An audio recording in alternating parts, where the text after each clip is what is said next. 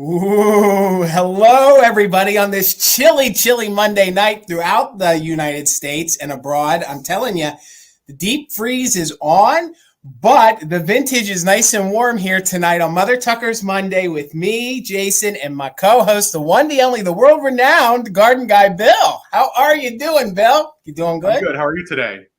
I'm doing all right. Everything going good up there in New Jersey? You getting snow? You getting wind? What's going on in your neck of the woods? Only 2 power outages this week, and the longest one was only an hour and 45 minutes. So that's an improvement, especially with the wind. You know, I've said this before, but we have this horrible disease, tree disease up here. Yes. And Chris and I just were taking a drive yesterday. There are trees down all over the place because they die from the inside out, and then a little wind comes along, they knock down the power lines. So until that gets managed, we're going to have a lot of power outages. It's almost like a domino effect. Do they have any ideas of what they're going to do? Are they going to start like Well, there's a biological treatment for it, but It's pretty progressed already here. It is in Pennsylvania where you are too, believe it or not. You just don't have as many trees there of these types of trees. Right. But anyway, enough horticulture for the evening. Hopefully the power will stay on. Well, fingers crossed. And guys, thank you so much for coming on over and hanging out with us tonight. Like I said, it's going to just be me and Bill here tonight. We do have some really good, not only vintage, but we have antiques in store for you tonight. So before we get into it too far, Karen G is going to be our official mod and bid ender. Thank you so much, Karen G. I see the lovely Holly is in the chat. She'll be the backup in case Karen needs her.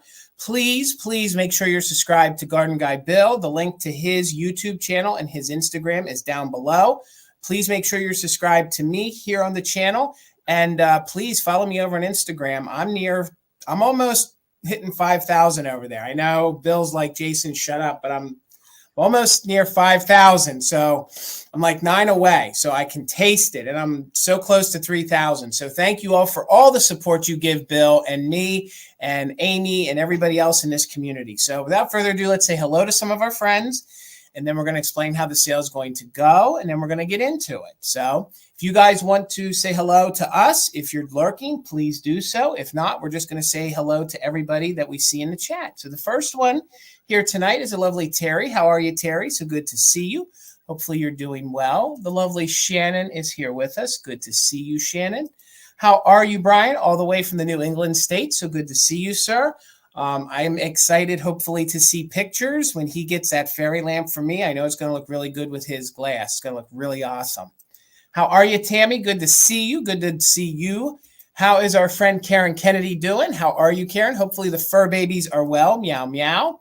We got Rose here in the chat. How are you? We have our friend Tracy. Artsy Fartsy is here with us. I'm going to do it. And say hello to Powder Donut and put on another post to New Year's Pound, trying to lose them, but I'm gaining them. So hello, Powder Donut. So good to see you. We have the lovely Colleen here in the chat. Hopefully you're well, Colleen.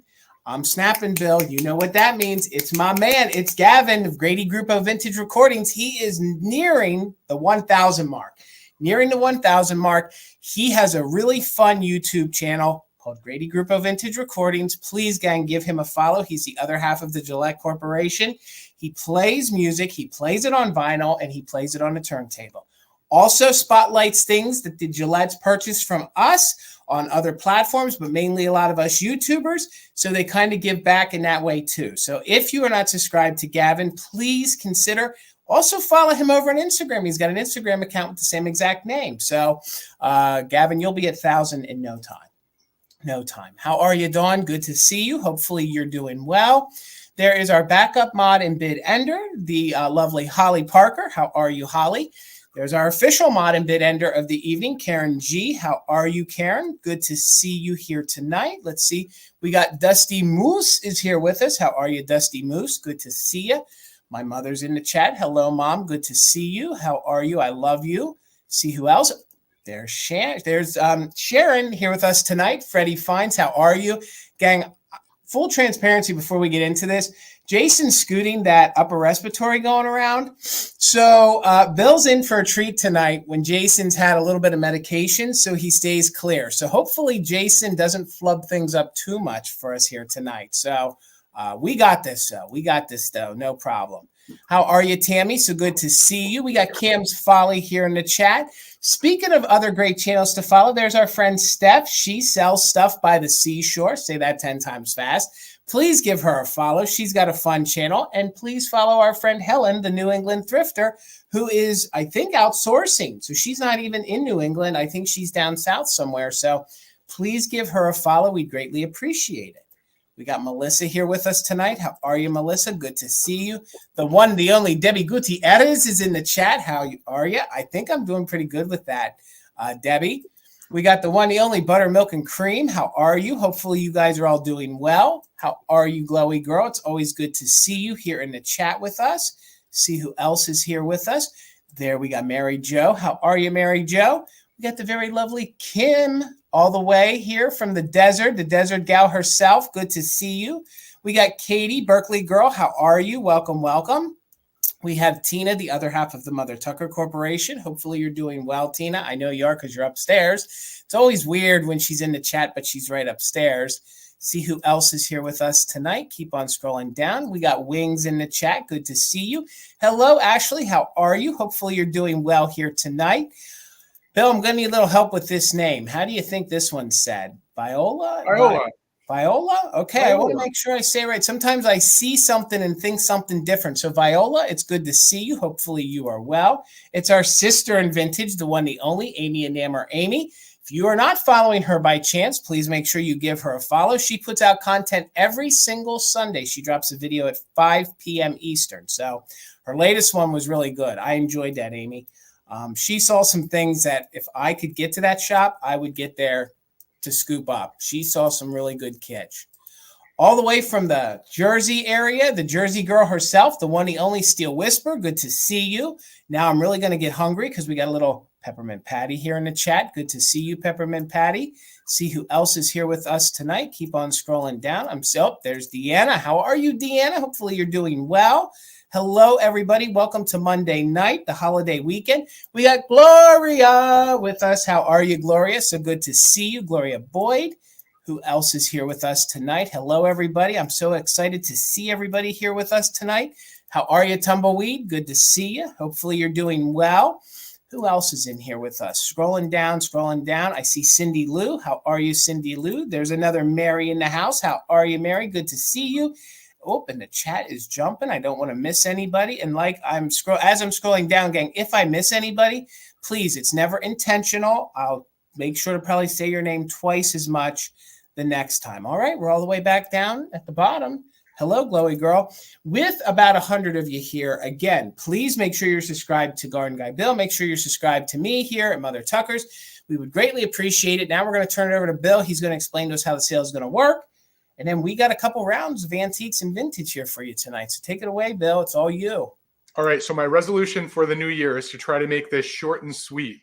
Because so many of you already know how it runs. And if you're someone who this is new to, just put your questions in the chat. There's lots of people who can answer your questions about how the sale runs. But we're going to try to go through this quickly. So about the chat, you want to make sure you're in the best version of the chat possible. So on your device, you want to make sure it says live chat, all messages, or all messages. If you see that it says top messages, use whatever little toggle you have to switch over to all messages or live chat. That means you'll see the entire chat and be able to participate. Nothing will be filtered for you. And if you do experience a lag, because that's pretty common, especially with weather, there's a couple things you can do. If you feel like you're falling behind, one thing you can do is close out your YouTube application, come back in, click on the sale, and then make sure your the little bar at the bottom of your screen is all the way over to the right. The second thing you could do is go to your settings, which is that little gear icon, and you can hit playback speed 2 times. Leave it at that setting 2 times. Every once in a while, you might hear us speed up a little bit, but that's just your device getting you back up to speed. So we might sound like the chipmunks for a few seconds, but that likely will mean that you're never going to fall behind. You're not going to experience the lag. And if you're a chatter or you're a bidder, that can be really, really important. The other thing is the chat is there for chat. We want to chat. We want to engage. We want to hear how everything's going. We want to hear what you know about the vintage that we're showing. We want to hear about the vintage that we're not showing that you wish we were showing. So that's what the chat's all about. And again, if you have any questions, just put them in the chat. Either Jason or I will answer them, or someone in the chat will answer them. So we have a 15-round sale tonight. They are offer ups, meaning we're going to say what a starting price is. And if you're interested in the item, while we describe it and tell you anything we know about it and tell you any condition issues that you need to know, you can bid on that item in $1 increments in the chat if you're interested. After we see a few bids, we're going to start a countdown, usually a 15-second countdown, unless we're experiencing a really big lag. Then we'll bump it up. And at the end of that countdown, we're going to say bid end.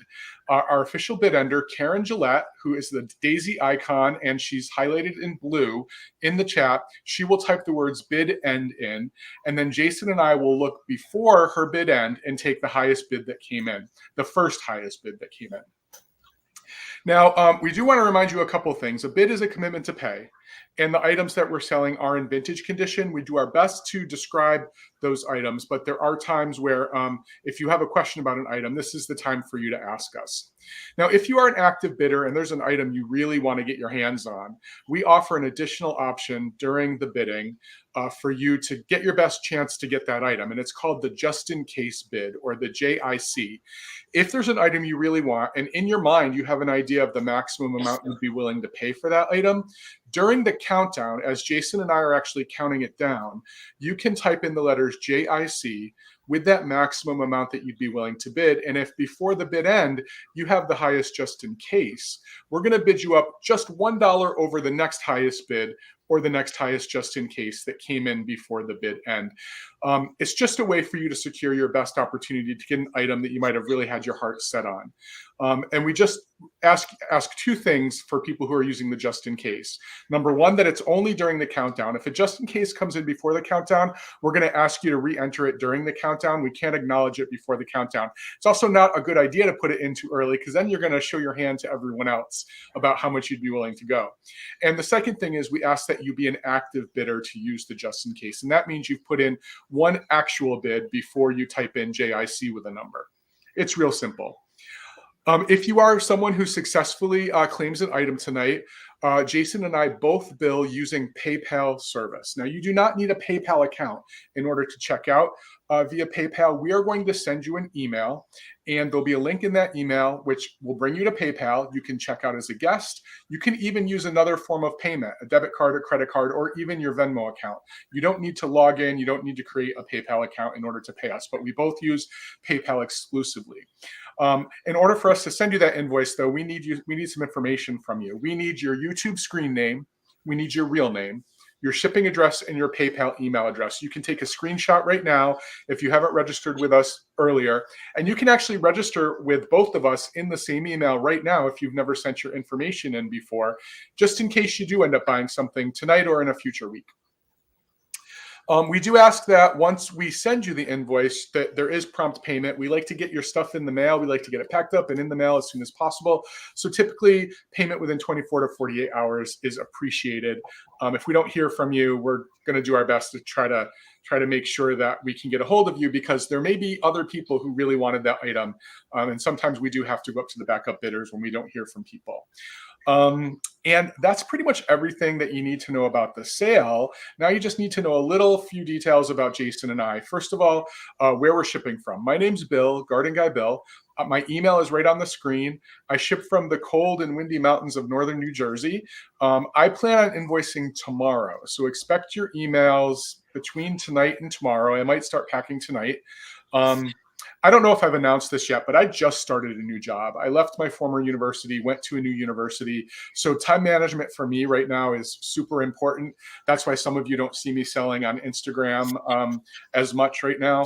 Once I get used to the new job, I'll start gearing things back up, but it means that I have to keep a schedule when I'm packing and shipping. So I do plan on invoicing by the end of the day tomorrow. Both Jason and I also use an online shipping service called Pirate Ship, which gives us resellers deep discounts. So the shipping quote that you see on your invoice will be a deep discounted quote.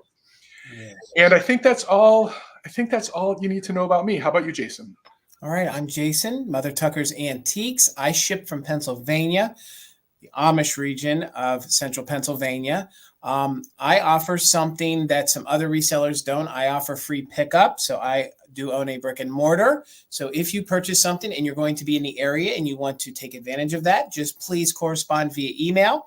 We will invoice you for the item and not the shipping, and then we'll make arrangements through emails on how to get it up to the shop. I do all of my packaging and invoicing on Saturdays, which means you won't get an invoice from me until Saturday evening. You'll have an open box for my Wednesday sale, Fantastic Finds, which is here on Mother Tucker's at 8 p.m. Eastern with Amy of Enamor Amy. If you don't want that open box, all you have to do is email me, let me know. I can close that box and usually get it packaged and invoiced within 24 hours, and I can ship next day once it's paid. So I think that's pretty much it. We had a few other friends hop in. Bill covered everything else for me. Oh, and we only ship to the U.S. and Canada. U.S. and Canada for both channels, both businesses. That's just, it's too difficult to do anything else. So we had a few more friends pop in. We're going to quickly try to say hello to everybody who just came in. Then Bill's going to start us off, and then we'll get the sale going. So hello, Jamie. Good to see you. Hopefully you are well. There is one of our Valentinos, John of Everyday Holiday Displays. Good to see you, sir. The one, the only Patty Rose. How are you, Patty Rose? Cheryl is here with us tonight. How are you, Cheryl? I know I saw a few more names. How are you, Franny? Good to see you. Hello, John, sir. Hopefully you're doing well. It's always good to see you. Laura Orton is here with us. How are you, Laura? Now we're definitely spanning the globe. It's official. We have Heidi here with us. Good to see you, Heidi. And I think there was one or two more. I just want to take a moment to scroll up. Hello, Linda. Good to see you. And I think that was it. And like I always say, if I missed you guys, please never take it personal. I try to say hello to everybody that I see in the chat. And without further ado, hello, Angela. Good to see you. We're going to turn it over to Bill. He's going to start us out. Let's do it, Bill. How much is your first item? I don't know. I haven't decided what to start with. Maybe the chat can tell me. Do you want glass, pottery, ceramics, paper? You all tell me. And I'll whoever says first, I'll bring something. But while we're waiting for that, I'm just going to answer some questions. Yes, I'm still teaching college. I went to Rutgers University, which is the big state university in New Jersey, and I teach nursing and public health. So just waiting for someone. Kitsch. Okay, we got some kitsch. We'll do some kitsch. Let's start out with these little fellas. Because Valentine's Day is coming up, I decided to bring, I don't know, Pepe Le Pew is like, he always reminds me of Valentine's Day because he's always like madly in love. So Jason, these are going to start at, they're going to start at $14. They are these awesome little skunk salt and pepper shakers in amazing condition with these sparkly eyes. I think they're fantastic. They both still have the rubber stoppers, and one of them still does have their original sticker. These are made by a Japan ceramics company called A Fine Quality. But they're super cute. I think that they're looking at each other like they're madly in love with one another. They have their paws up as if they're about to touch, maybe that they're about to kiss. And I thought they were the perfect set to bring for Valentine's Day. Super, super cute. They are 3.75 inches tall. And again, I did not see any chips, cracks, or anything else wrong with them. But look at those faces. And look at the mouth. I mean, I love how they have their hands. The hands are stacked on top of one another. They're just so, so cute. Those are so good. I didn't know that what company did you say they were again, Bill? They're that A Fine Quality company. You know that A Fine Quality company? They make a bunch of ceramics. I thought they would have been one of the other ones. I didn't think. I looked them up in the Well, actually, I looked them up and then realized, oh wait, there's a sticker on the bottom. They're amazing. Yeah. So that's the sticker. Yeah, I looked in the Christ catalog because they do have they're sort of reminiscent of Christ, but they have the diamond dies rather than the faux diamond dies, rather than the blue that we typically see from Christ. Right. But they're super, super cute. Let me get them on a board so you can just see them without my hands, and I'll start a countdown. Bill, I think we already got a pretty bad lag. I'm just saying. I really think we do. We'll deal with it. I love that of all the choices, someone chose kitsch first. I love it. All right. So again, they are 3.75 inches tall. Right now, we're looking for 21 or more. Jamie has the high bid at 20, and I'm going to count it down. Active bidders can use just in case. 15, 14, 13, 12, 11, 10, 9, 8, 7, 6, 5, 4, 3, 2, 1. Bid end. Yeah, they are little stinkers, Mary. I agree. In a good way. I don't know. Does anybody else think Pepe Le Pew when it comes to Valentine's Day? I do. I kind of do too. So there is the bid end. Thank you, Karen. So it looks like, Jamie, congratulations. These little dudes are yours. All right, gang. Before I tell you the price of my first item, I want to show you that there is a condition issue to it. I've been listening to you guys in my comment section on my videos. So you guys say to bring things that are damaged. So this is a Fostoria mini little vase. There are a few little nips here to the bottom. So there's a little nip right there. So there's a little nip there. And then there's like a little nip underneath. I think it kind of took a little impact, you know, on those two little feet. That's the only damage I can find. So the price will resemble the slight damage, but these are very desirable, especially this time of the year. It is in the pink opalescent. I love this color. It's very mid-century. This pink is good for your Valentine's Day decor. It's very mid-century. It's good for Christmas. But just note that there is that little boober right there. But honestly, it sits fine. And then it's like a little boober on the bottom. So I'm just double checking everything. It sits really fine. It's super cute. These are very collectible. It's great if you have, you know, different colors. In the little sculpt, we have one or two. Thank you, Cheryl. I think it's a beautiful color too. It measures about 7 inches tall. So it is about 7 inches tall. And if it didn't have the damage on the bottom, you can see there is a little schmutz on the inside. I couldn't get my bottle brush cleaner all the way down there, but it really does not show from the outside at all. And it's just this cute little nugget bud vase.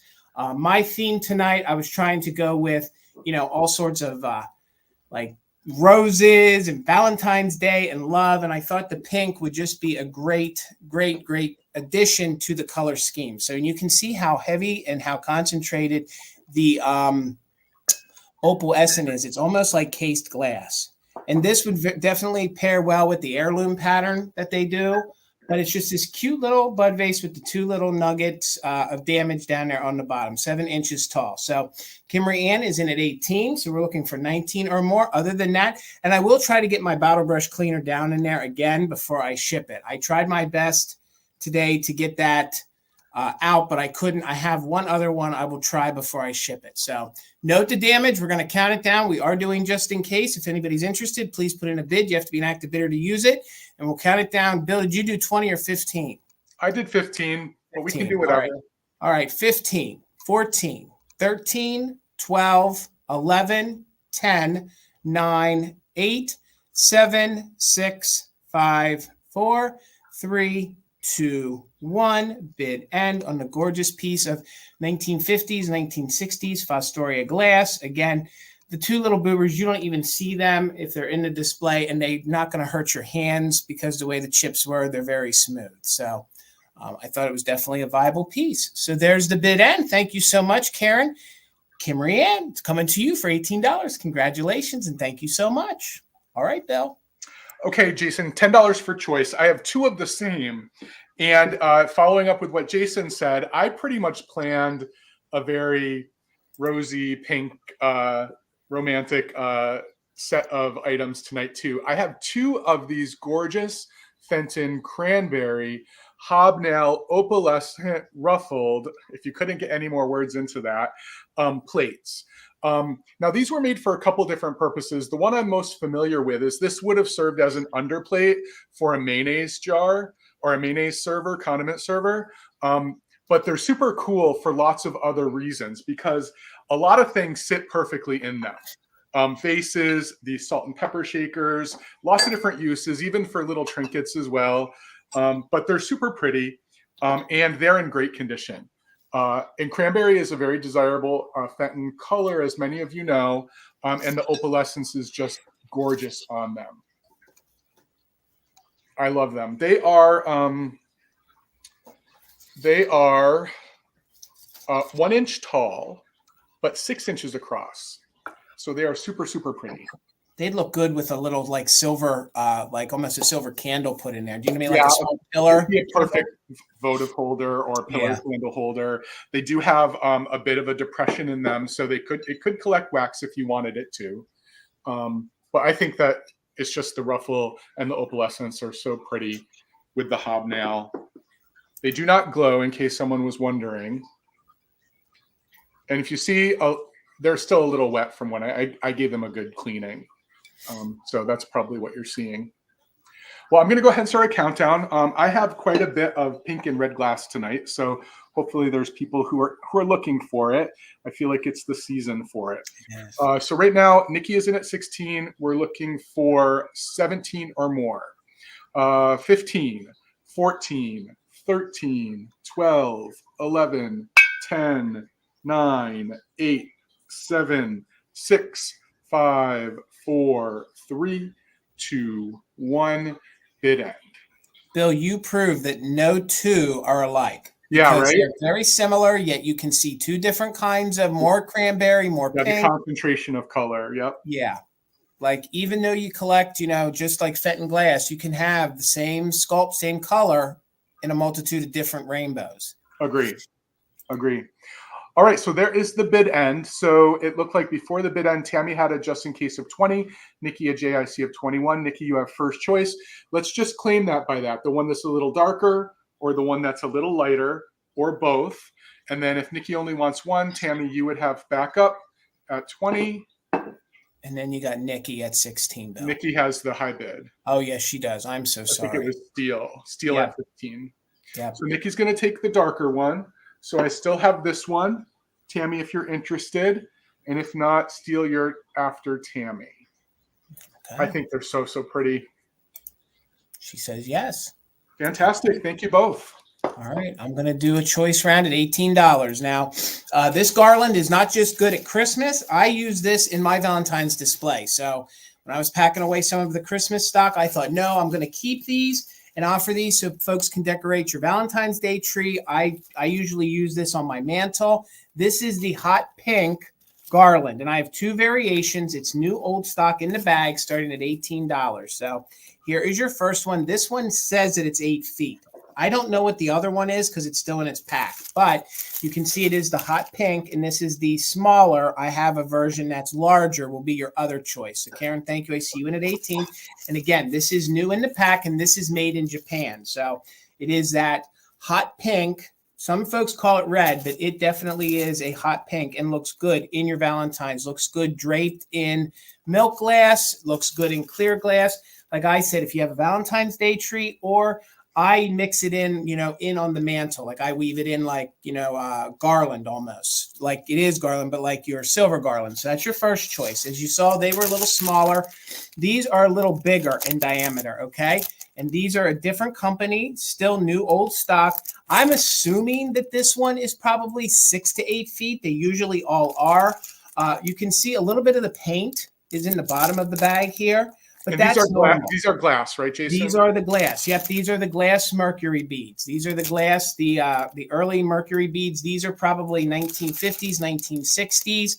Both sets are made in Japan, and this is the larger scale. And then here is the just tick smaller. So when I hold them together, you guys can see that they're bigger and they're smaller. So you can mix them together if you want. They are two different companies, so the colors are just a little different. But they're still that hot pink. They're that hot pink. So we're in at 24 with buttermilk and cream. And then when it comes to picking which ones you want, we'll go small or large. Small or large. Top bidder can take both. So hello, Sandy. Good to see you. Hopefully you're well. So we're in at 24. We're looking for 25 or more. Let's go ahead and do a countdown. We are doing just in case for active bidders. So 15, 14, 13, 12, 11, 10, 9, 8, 7, 6, 5, 4, 3, 2, 1. Bid end. I'm just trying to get that glare off. And I can't find any broken ones. So there's no like shards of glass. I don't believe any of these are broken. So top bidder can take one or two. If you just want one, you'll have to pick small or large. I see Karen in with, there's a bid end. Thank you, Karen. Karen Kennedy had a just in case of 30, but Mary Beth had a just in case of 43. So for 31, Mary Beth, you get first choice. Let me know, did you want the small ones or the large ones? You can take them both. And then Karen, you'll have backup at 30, and then we'll go back to Dusty Moose. So Melissa, your 27 did come in after the bid end. I'm so sorry. So Mary Beth, just let me know if you want the small ones or the large ones. Okay, they're both yours. I thought somebody might want both sizes. All right, Bill. I have a start bid of $18, Jason. Okay. If anyone is interested in some beautiful shell pink glass from Jeanette, I have the Jeanette divided hostess dish. That's really, really gorgeous. So it is a pink color. It's in great condition. There are no issues on any of the little hobnails that are around the edge. It is divided into 3 sections. I'm going to try to get some black behind it so you can just see how pretty the pink is. So this is Jeanette calls their pink shell. So this is milk glass, but it is pink. It's 12 inches across, and it is 7.5 inches from top to bottom. And it's got that gorgeous, it's hard to see. Oh, there you can see it. That gorgeous sort of sunburst impression on the bottom of each of the trays. And that you see that same impression on the back too, in case you wanted to display it. But super great for organizing things. Jeanette has a couple different sizes and shapes of these. There's some oval ones, and then there's this really interesting leaf patterned one. But this is the gorgeous and large rectangle one. Really great for lots of different things, including, for serving. But I know a lot of people use these on vanities or dressers as catch-alls, or in the bathroom to organize things, or in a drawer to organize things. But super, super pretty. It'd be great on your Easter table. Could you imagine filling that with like your little charcuterie things for the Easter table? You just want to fill it with cheese curds, Jason. Well, cheese curds, maybe some olives, Bill, maybe some olives, maybe some pepperoni, maybe some cheese, regular cheese, not just cheese curds. How about some pepperoncinis? Ooh, I'd be down with that. Oh, you can put them in the big one. Put them in the big one. All deep fried goodness in that, like some mozzarella sticks, some deep fried cheese curds. Yeah, I'm with you. Yeah, but super, super pretty. So I'm going to go ahead and start that countdown. Right now, Karen is in at 19. We're looking for 20 or more. Active bidders can use it just in case. 15, 14, 13, 12, 11, 10, 9, 8, 7, 6, 5, 4, 3, 2, 1, bid end. Oh, yeah, Trendelin deep fried cheese curds. Oh, you don't know what they are? Oh, you are on the West Coast. That may not be a big West Coast thing. So, Trendelin, it's worth a Google. It's worth a Google. Oh my God, is it? Oh God. Okay, there is the bid end. So, Lillian, with your just in case of 28, this is coming to you for $20. Thank you so much. Oh my God, I'm salivating talking about cheese curds now, Bill. $20, guys. $20, guys. And I cannot believe that I found one of these in perfect vintage condition with no chips, no cracks. Technically, I'm going to call it new old stock. So this is made by, it still has its sticker. It's Relco Company, okay? This is a little spice rack. It's a little spice rack. I was bringing it because it has kind of a Valentine's spring kind of feel to it. It has these little flowers on that kind of look like thistles. They kind of look like maybe like an onion flower almost to me, but there's no chips, no cracks, and all of them are present. The little metal rack even has its original Japan sticker to it. So the dimensions on it, and then I'll show them to you a little closer. It actually has it has 6 little containers that sits in here. 6 little containers. It is 5.5 inches wide. It is about 3.5 inches tall when it's in its little holder here. And then each little spice container is about 3 inches tall. So I can't tilt it to show you, but I can show you that the salt and the pepper have the holes, and each one has its original cork, and then each one sits in. So you have that, and then you have the salt. So and each one sits in that little oval and that little round area. And again, these are fun to put into your vintage kitchen. These are nice to bring to the table. They're nice to put in a coffee bar. So 3 of these are little shakers. This one is your little nutmeg. So I just showed you your salt and pepper and your nutmeg. And I know that this is actually probably never been used because the paper that I took it out of was from 1963. So it's from 1963. So this is your little clove container. It has a little lid on it. So it has a little lid, no damage to the lids. This is the only one that has like a little deep crazing line in it. So that's the only one that has a little deep crazing line in it.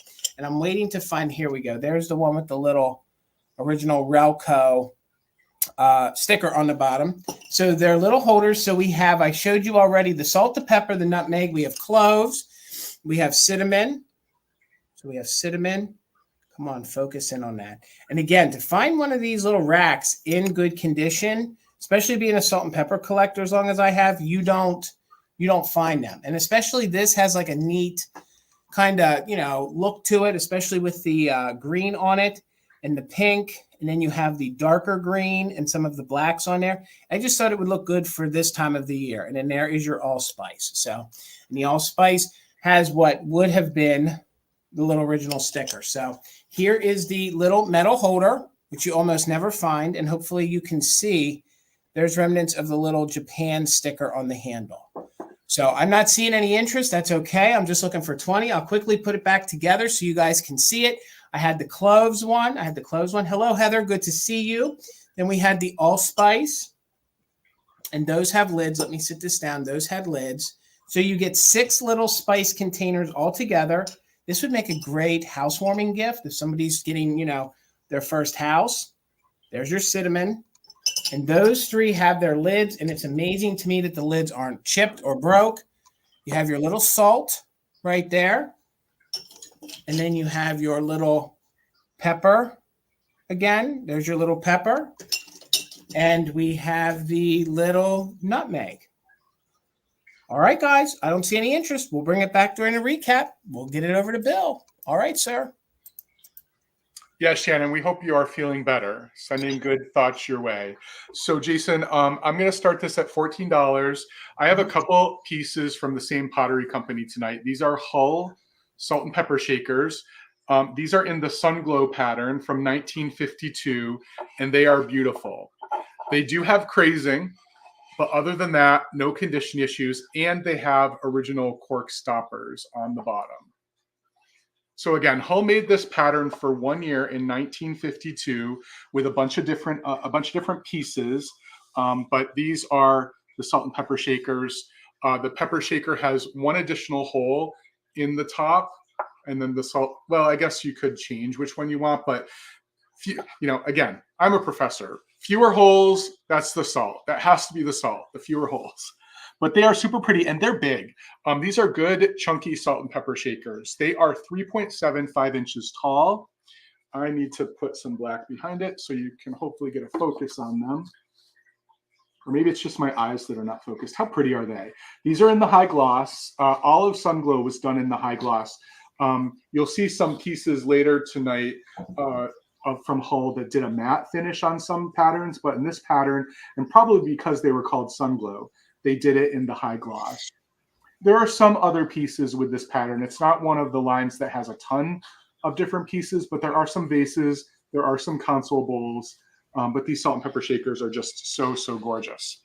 And they look better in person than they do on camera. Trust me. When you see this sculpt in person, and Bill, did you see at the store? I have the set of the nesting bowls for this. Oh, do you really? Yeah. No. They're fun. They're fun. Yeah, and this is another line of Hull where they did a little different thing. So you may actually find some out in the world where the outline of the flower has a little bit of gold paint around it. They just tried different things and kind of saw what took off or not. So I do see we have a bid in. I'm interested in keeping it moving along. So if anyone else is interested, we're looking for 17 or more, and I'm going to start that countdown. 15, 14, 13, 12, 11, 10, 9, 8, 7, 6, 5, 4, 3, 2, 1. Bid end. Again, great color for now to use now all the way through Easter, throughout spring to summer. Yeah, they're really cute. So there is the bid end. Thank you, Karen. Karen, you didn't need your just in case, even though it came in after. We might want to go bump it up to 20, Jason. Okay. They are yours for 16. Thank you so much. All right, guys, I have choice. I only previewed one. Then I found another color yesterday, so I thought I'd add it to the sale. So it's going to be choice at $18, and there is one little tiny condition issue with the pink one. And thank you, Bill, because I was impressed when he brought this pottery company to one of our first live sales. I was going to bring some today, and I didn't.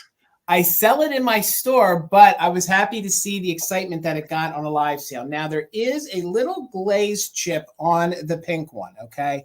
It's right here, okay? I'm not going to say that's a manufacturing defect because this is such a hardy pottery. As Bill told us, it's 1930s pottery. This was their attempt to get into the household line. Like, instead of just making toiletries and sinks and commodes and, you know, showers and bathtubs, this was their way to stay relevant through the Depression, and they started to make some pieces for the house. This, I think, is probably one of the prettiest pieces they made. Okay, a lot of their stuff is very, you know, deco sculpted, but this is a gorgeous double-handled vase. As you can see, it has some of these flowering details. I always thought that looked like an upside-down tulip. Like I said, I've sold this a couple times in the shop. I love the double, you know, scalloped here, the scroll work that they did. There's no damage to the handles. It's a gorgeous, yummy pink for your Valentine's Day decor. And then I love their stamp. It is so USA. Here it is, Abington pottery. It's very, you can tell it's like good hardy pottery. So $20, $18 if anybody's interested. The only issue with the pink one is there's a little tiny, there it is. You can see it, but it does display well. So you don't really see it when it's being, you know, displayed from the front or even from the back. It measures about 8 3/4 inches tall. It is about 5.5 inches across. So if you guys aren't looking for the pink one, but you're looking for a nice white one, I thought the two looked really good together. I have what, Bill? Did you just find a white one yesterday too? No, I was going to bring some Abingdon tonight, and I was going to do the same thing you just did. Show the pink one, then show the blue one, and then show the green one. Gotcha. Well, and I think they look really good together. There's no damage to the white one at all. And now you can really see some of the details on this. You can really see some of the details on it. Deanna, thank you. I see you in for 18. This is timeless. This is one of the sculpts that you can put in today's decor. If you guys do a Victorian kind of feel, even if you do a mid-century or a 1950s decor, it's dainty, yet it's hardy. So, and they're both identical. I see you, Jana, at 19. Thank you so much. No damage to the handles. This is just a good, hardy pottery. Like, this is one of these potteries which you can hold it by the handles, okay? This one does have just that little bit of a chippity-doo-dah here or a little bit of a nip, and you can see how thick. I want to get in to show you guys how thick that paint and that glaze is on there. Like, it is a hardy piece. So Deanna's back in at 20. Jana's in at 22. Then you could have the white one. I think these would look so great on the mantle. Add a little bit of red to it for Valentine's Day, and there's no issue at all. There's the stamp on that one, and then here's the stamp on the pink one. So I see everybody's bids. Thank you so much for the interest. We're going to go ahead and do a countdown, and then, of course, you'll just choose white or pink or both. Jana's in at 22, just in case for active bidders. So we'll count it down from 20, 19, 18, 17, 16, 15, 14, 13, 12, 11, 10, 9, 8, 7, 6, 5, 4, 3, 2, 1. Bid end. Yes, it is, Patty. It's Abington. And Abington, I might be with a D, Abington. not a T. Yes, Abington. right. Yes. Sometimes in my Lancaster County slang, I draw words a little bit different, yet that's what I am saying. You probably aren't hearing the D heavy when I say it. So there's the bid end. Thank you so much, Karen G. Jenna, you didn't need your just in case. So Jenna, let me know at 22, you get first choice. Did you want the pink one? Did you want the white one? Or did you want them both? I think they both look good together. I'm a person with balance. And then Deanna, you have backup in at 20. And I think they were the only ones bidding. So I can do this through the chat. Jana, let me know if you wanted the pink. You got the white one. All right, Jana, so the white one's yours. Deanna, maybe you were going for the pink one. Let me know, and you can have the pink one. If not, we'll bring it back in the recap. All right, Bill. $10 per choice, Jason. And I have some beautiful seasonal bud vases. The first one I have, and again, I'll put some color behind it so you can see it, is this beautiful pink bud vase, and it has etching on it. Oh, that's actually not the one with the etching. This beautiful pink bud vase that has these flowers etched on top of it.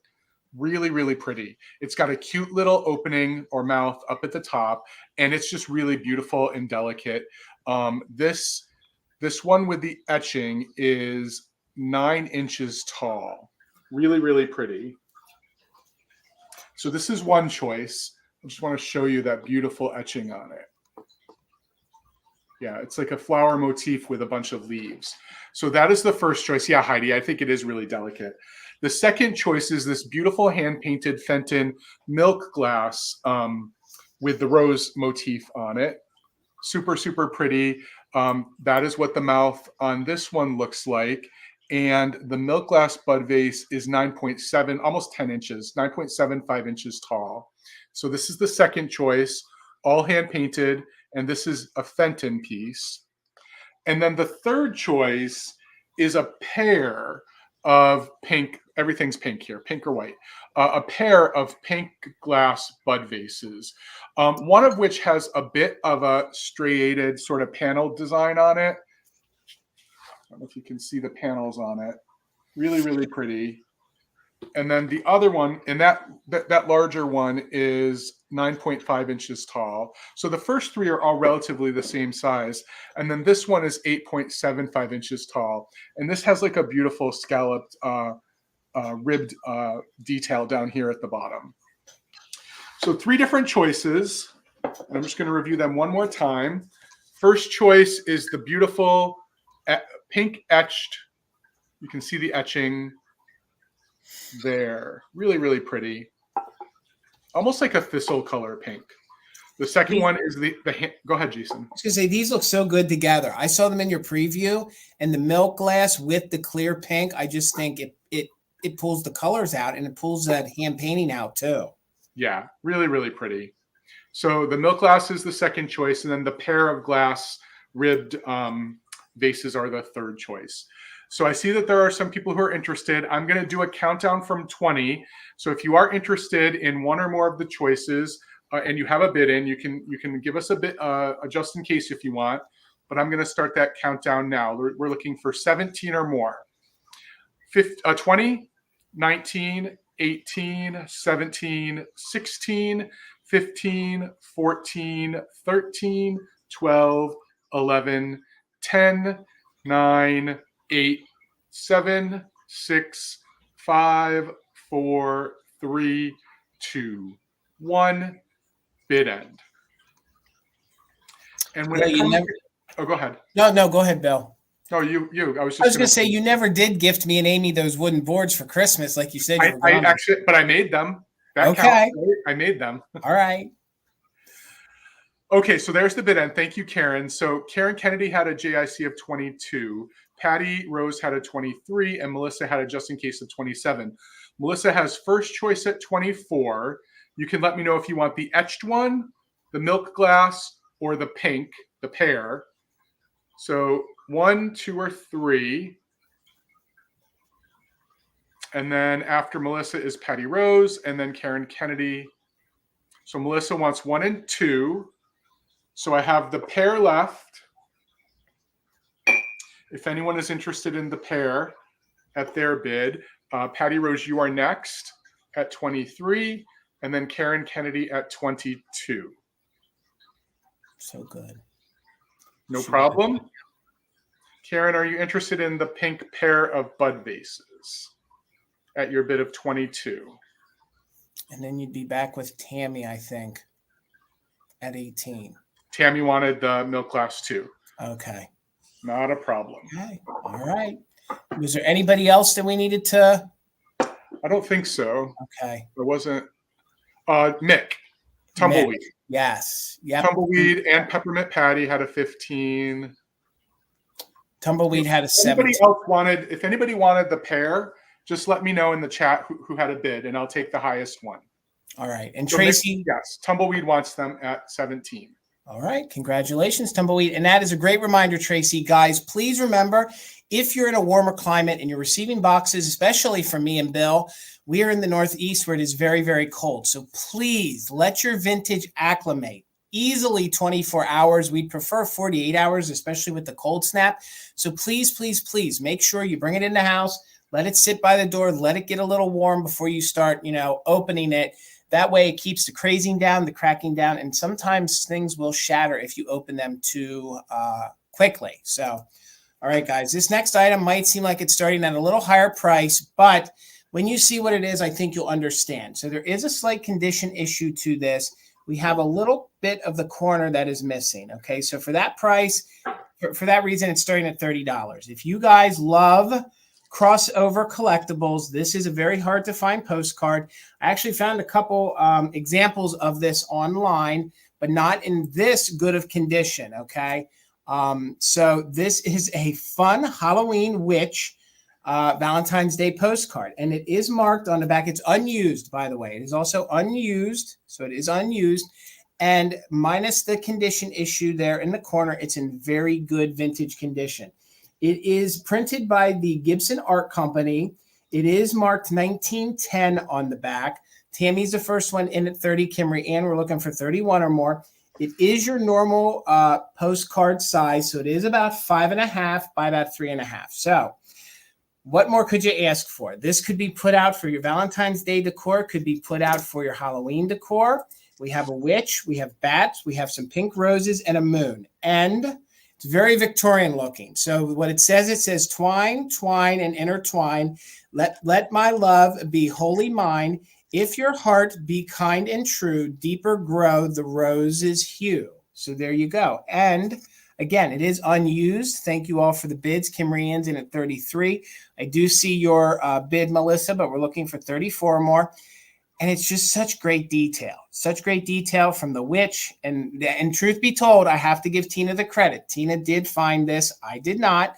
But it's just superb. And I do believe this to be original. Thank you, Heather. This one is a tough one to sell. I've sold postcards and ephemera long enough to feel confident that this is not a reprint. This is an original. I even talked to some of my friends who sell vintage postcards. They concurred that they feel that it is original and vintage. So there is the back. You can see all the printing on it. You can see it is the postcard. It is unused. There might be a little discoloration, a little bit, but no major bending, no major issues. Melissa, I do see your 34. Thank you so much.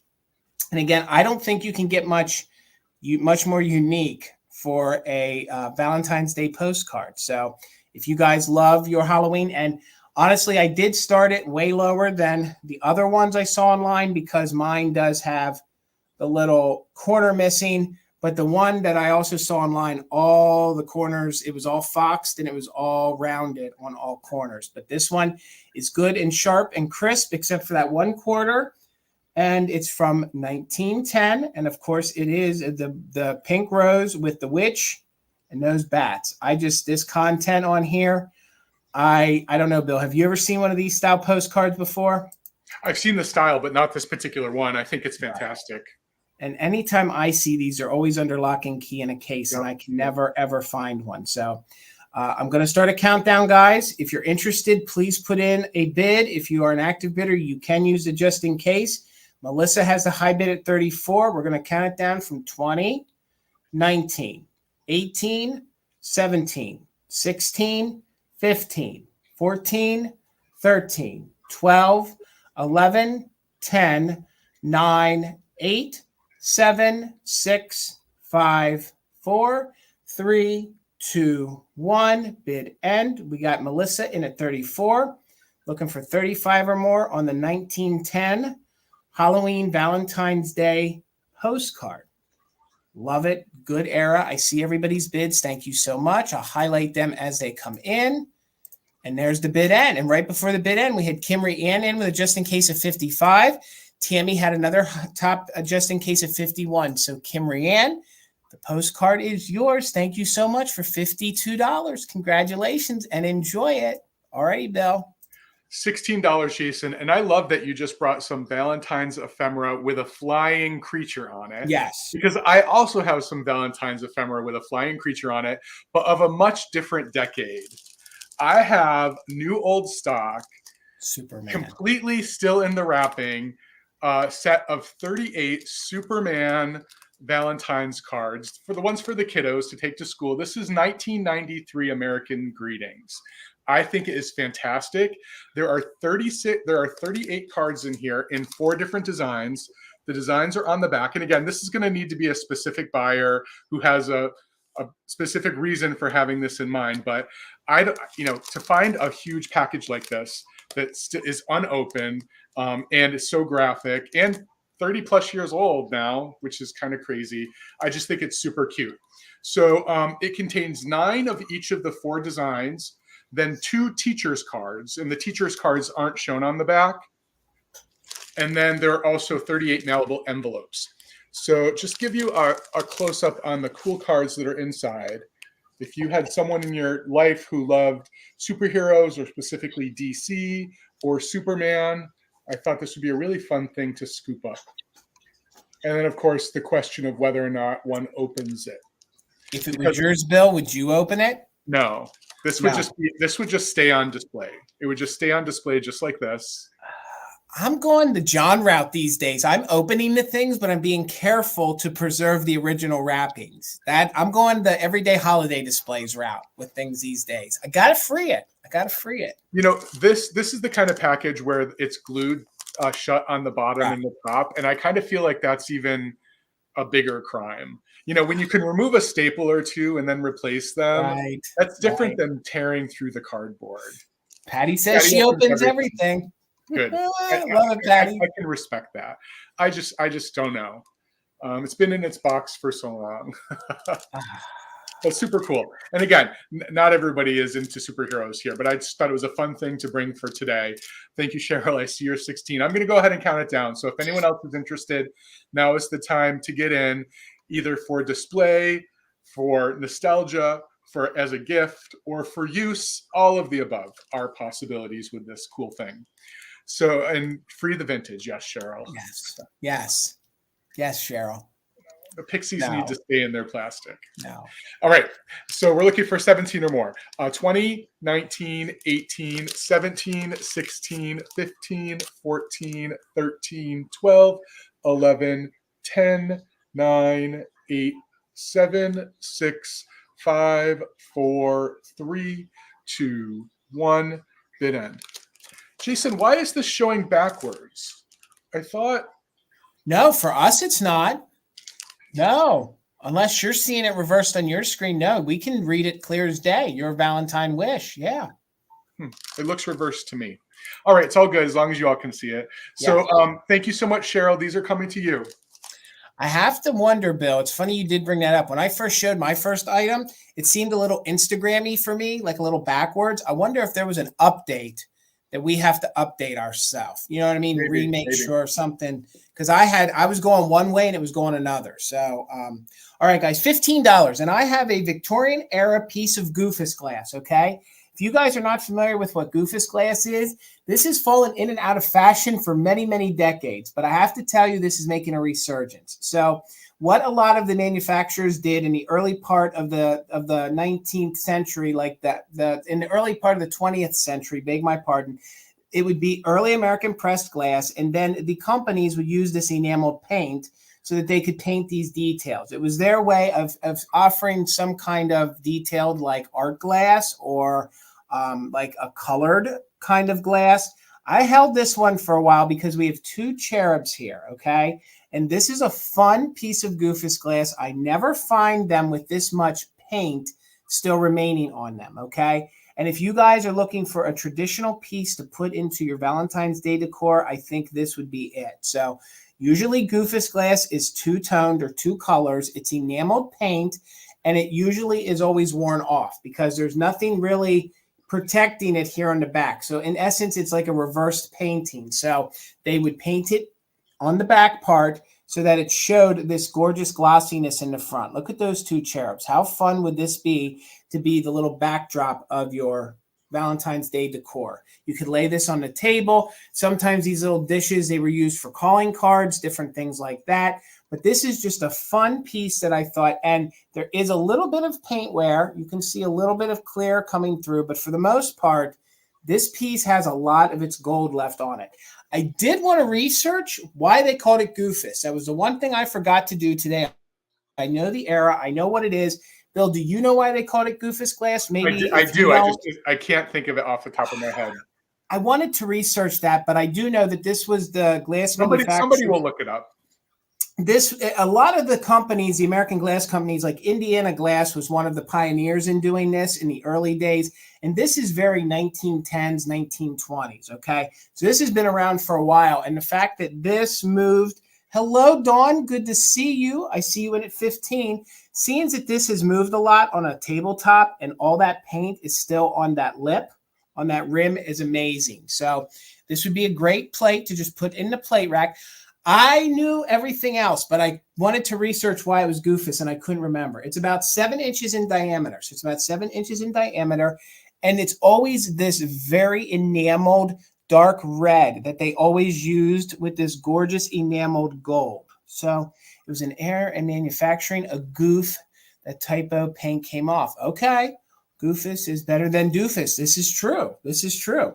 And you can see that it's in very good condition. Again, a lot of times these would have major straw marks on them, but a lot of times the Goofus glass didn't have like figures on it. A lot of times it was just floral and it would be like different utilitarian bowls, but this is more to me like a decorative bowl. So we're in at 15, looking for 16 or more. Thank you so much, Dawn. And again, you can see there is a little bit of paint wear, but nothing major, especially for an antique that's 100 years old. It's amazing that it stood the test here. So 16 or more, we're going to count it down. Let me take a sip of water. Give me a moment, guys. 20, 19, 18, 17, 16, 15, 14, 13, 12, 11, 10, 9, 8, 7, 6, 5, 4, 3, 2, 1. Bid end. Yes, Dawn, I do believe that that's the time frame this is from. I don't think they made it later than that. I think that's about the time they stopped making it. They started Goofus glass in the late 1800s and then ceased in about 1920. So, Dawn, you're right at its heyday. So that's probably when it is from, and that's when it peaked, probably the 1910 frame. So, all right, Dawn, it's going to look good in your decor. It's going to look good with that Fenton compote I know you have. So congratulations. All righty, Bill. $18, Jason. And I have got, honestly, I've got something that almost went into my own display, but it just is a little bit too big. I've got this little creature, fella, lady, I don't know. It is amazing. It's fully wired and posable. And I did do some research. I don't know manufacturer. I did find 1 or 2 others online that sold a few years ago. But it's just fantastic. It's completely corduroy, red corduroy, with this really great sort of netting all around it. It's got a beautiful, beautiful face. Look at how soft and that face is. This is actual yarn for hair, and this great little hat on it. When you extend the legs, and this is very posable, it's a very posable doll. It is 22 inches long at its longest. But I loved it because I had it as a knee hugger for a long time. And I think it's equally great for any holiday where red is a color. 4th of July, Valentine's Day, Christmas. It's just super cute. But I love this pale face with the blue eyes and the rosy cheeks. I don't see any condition issues with it. There aren't any rips or tears, no funky smells. Even this organza stuff, I don't know if it's organza. I say that word all the time. I don't really know what organza is, but all of this netting is in great condition. It's not yellowed. It's not crinkly. It's just in really good condition. It has felt mittens and little booties as well that are in great, they're no stains. They're just really well colored. They're still white, just really fantastic. Now, the couple that I saw online dated these to the 50s. I don't know. I don't know if that's what they are. I do know a lot of corduroy dolls were made in the 50s. That was a really popular fabric for doll clothes back then. Do you know something, Jason? No, I was just say Rose is right. It's tulle, Bill. That's that tulle. Material. That's what it is. Yeah. Yep. Yep. It's tulle. Yes, the face is plastic. It's not a ceramic face. It's a plastic face. It's not a rubber face either, but it does look like porcelain. I agree. Right. I thought these were kind of the same era of those dolls that were the. It might be a carnival doll. Yeah, it could be a carnival doll, a later one, because those carnival dolls that we typically see are 30s and 40s. I think this is a little bit later. This is probably 1950s. But it's super cute, and I could see why they would want this as a carnival doll, because while it is a large piece, I mean, look at how big it is. Just look at how big. It's easy to carry around because it's nice and light. Yeah, just really, really cool. Really cool with tulle. All right, that was lame. So I'm going to go ahead and start a countdown. Heidi just came in with a bid of 21. Active bidders can use it just in case. And this thing is pretty spectacular. Again, it almost made Garden Guy Bill's collection, but I don't have room for it. Did he hang around with Helga while she was in the house? Did they hang out a little bit? I would say this. I've had this for maybe 2 years now. Okay. But now that the holiday room is going together, I don't have this. I don't have space that's this big right now. Gotcha. Even when it's sitting, I don't have space that big. So cool with tulle. That's right, Amy. 20. 19, 18, 17, 16, 15, 14, 13, 12, 11, 10, 9, 8, 7, 6, 5, 4, 3, 2, 1. Bid end. And I should say, with the armature that's in here, it could easily be a shelf sitter. You wouldn't worry about it falling off. It's got a nice long area where it can sit on a shelf and not be rickety rockety. You could put it in the passenger seat and drive in the carpool lane. That's right. I mean, live your life. Live your life. We're not going to judge. You could. So thank you for the bid end, Karen. So Heather had a bid of 30. Karen Kennedy had a just in case of 35, but Heidi came in with a just in case of 37. So Heidi, this wonderful thing is yours for $36. This wonderful creature is yours. Congratulations.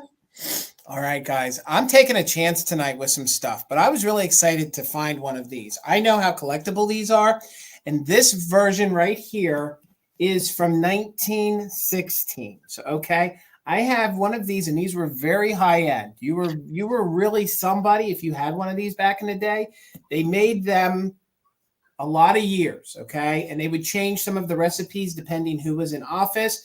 This one is from 1916. So imagine when this, and it has 619 pages of recipes comprised by the chefs of the White House, okay?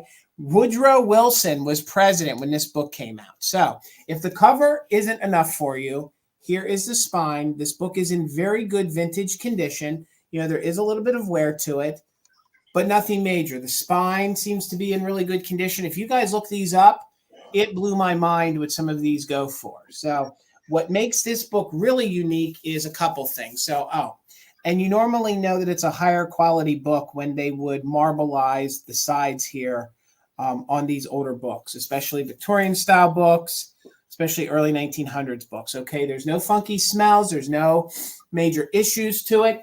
The spine is a little loose, so I want to be careful when I show it to you. So, Patty, thank you. I see you in at 35. So we'll get into this, and I'll show it to you again. Like I said, it has 619 pages. Some of the pages are yellowed.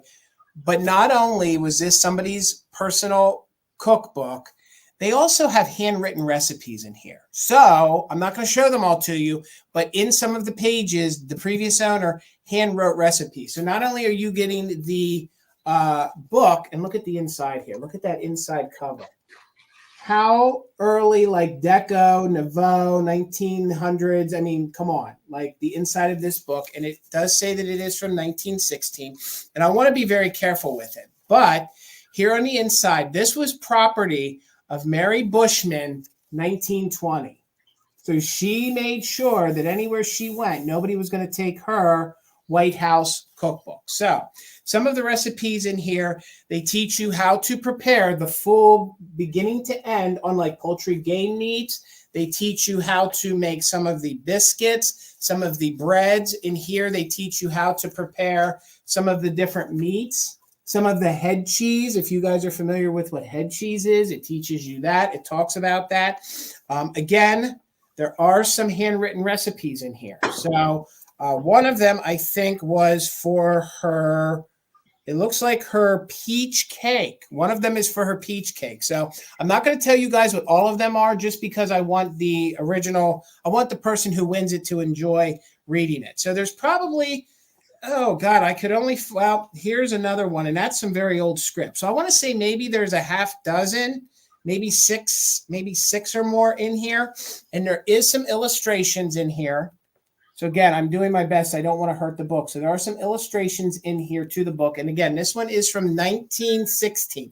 If you guys start to Google and look at these, they made them multiple years. Like you can have one from 1914 and it's not as valuable as the 1916 one. So there's one of the handwritten recipes in that older script, in that older cursive. Then also in here, they teach you how to make different ice creams and ices. Some of these recipes would be fun. And then they actually give some of the menus that were served at the White House. So what traditionally would have been served at the White House. So let's see if I can read it. So in June, one of the breakfast things, and it actually gives like literally what the menu was in June on a Sunday. They would serve strawberries and creams. Then they would serve fried brook trout. They would have poached eggs. They would have potatoes a la crimson, and then they would have cornmeal muffins, mushrooms on toast. Mushrooms on toast, Bill, doesn't that sound good? And then they served coffee. So if all that isn't enough, not only do you get all those recipes, you get some lithographs in here, plus you get handwritten recipes, and you get official menus from the White House. So I think the front alone is just great decor. I know a lot of people use this in their Halloween assemblages. I guess it's got like a Halloween-y kind of very Victorian feel to it, which it is. So again, from 1916, it's in very good used condition. Someone has put her name in it, Mary. It was her book in 1920. And this one is copyrighted 1916. So you get 619 pages of White House goodness. So Rose, I see you're 41. We're looking for 42 or more. I'm sorry. The measurements, 9.5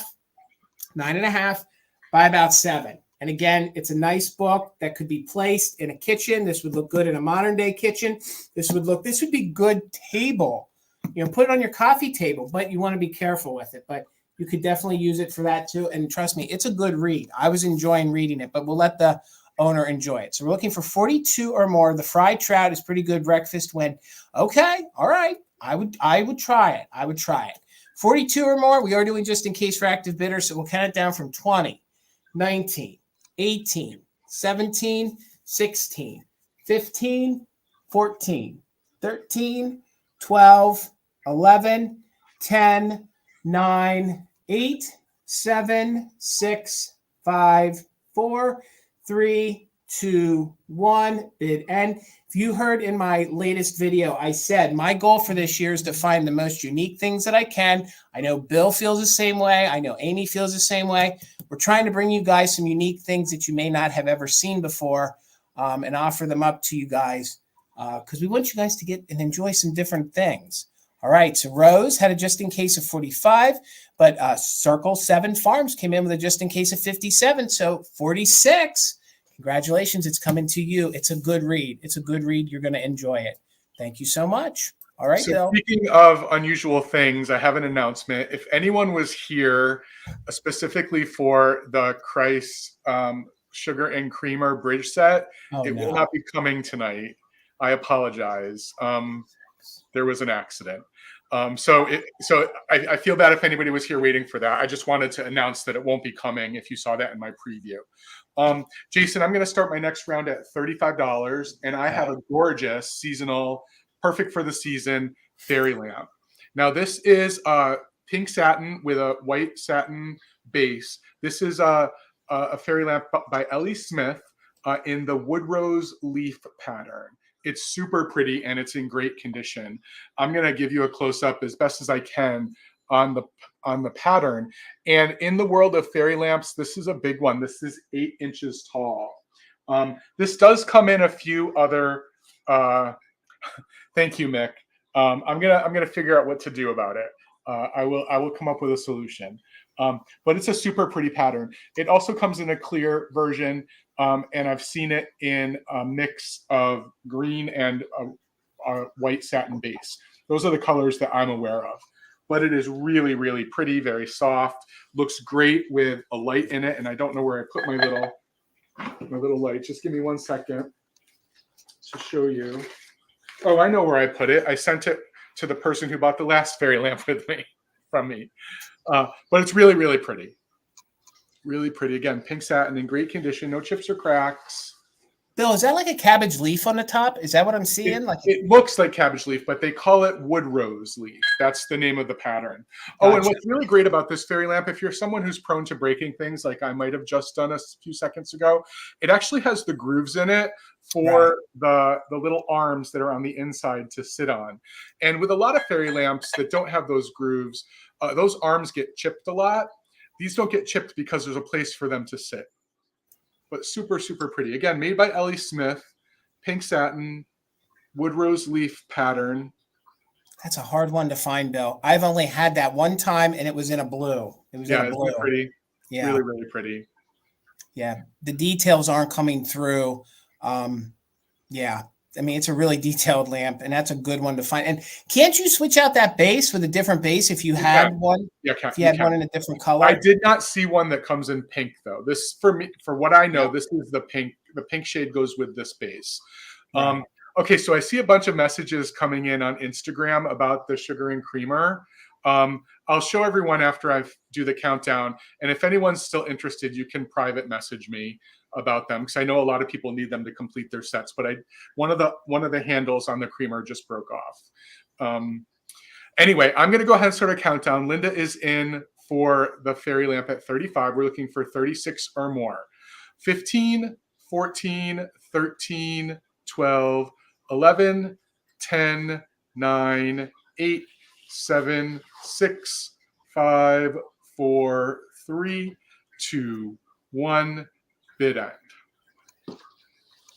Gorgeous light.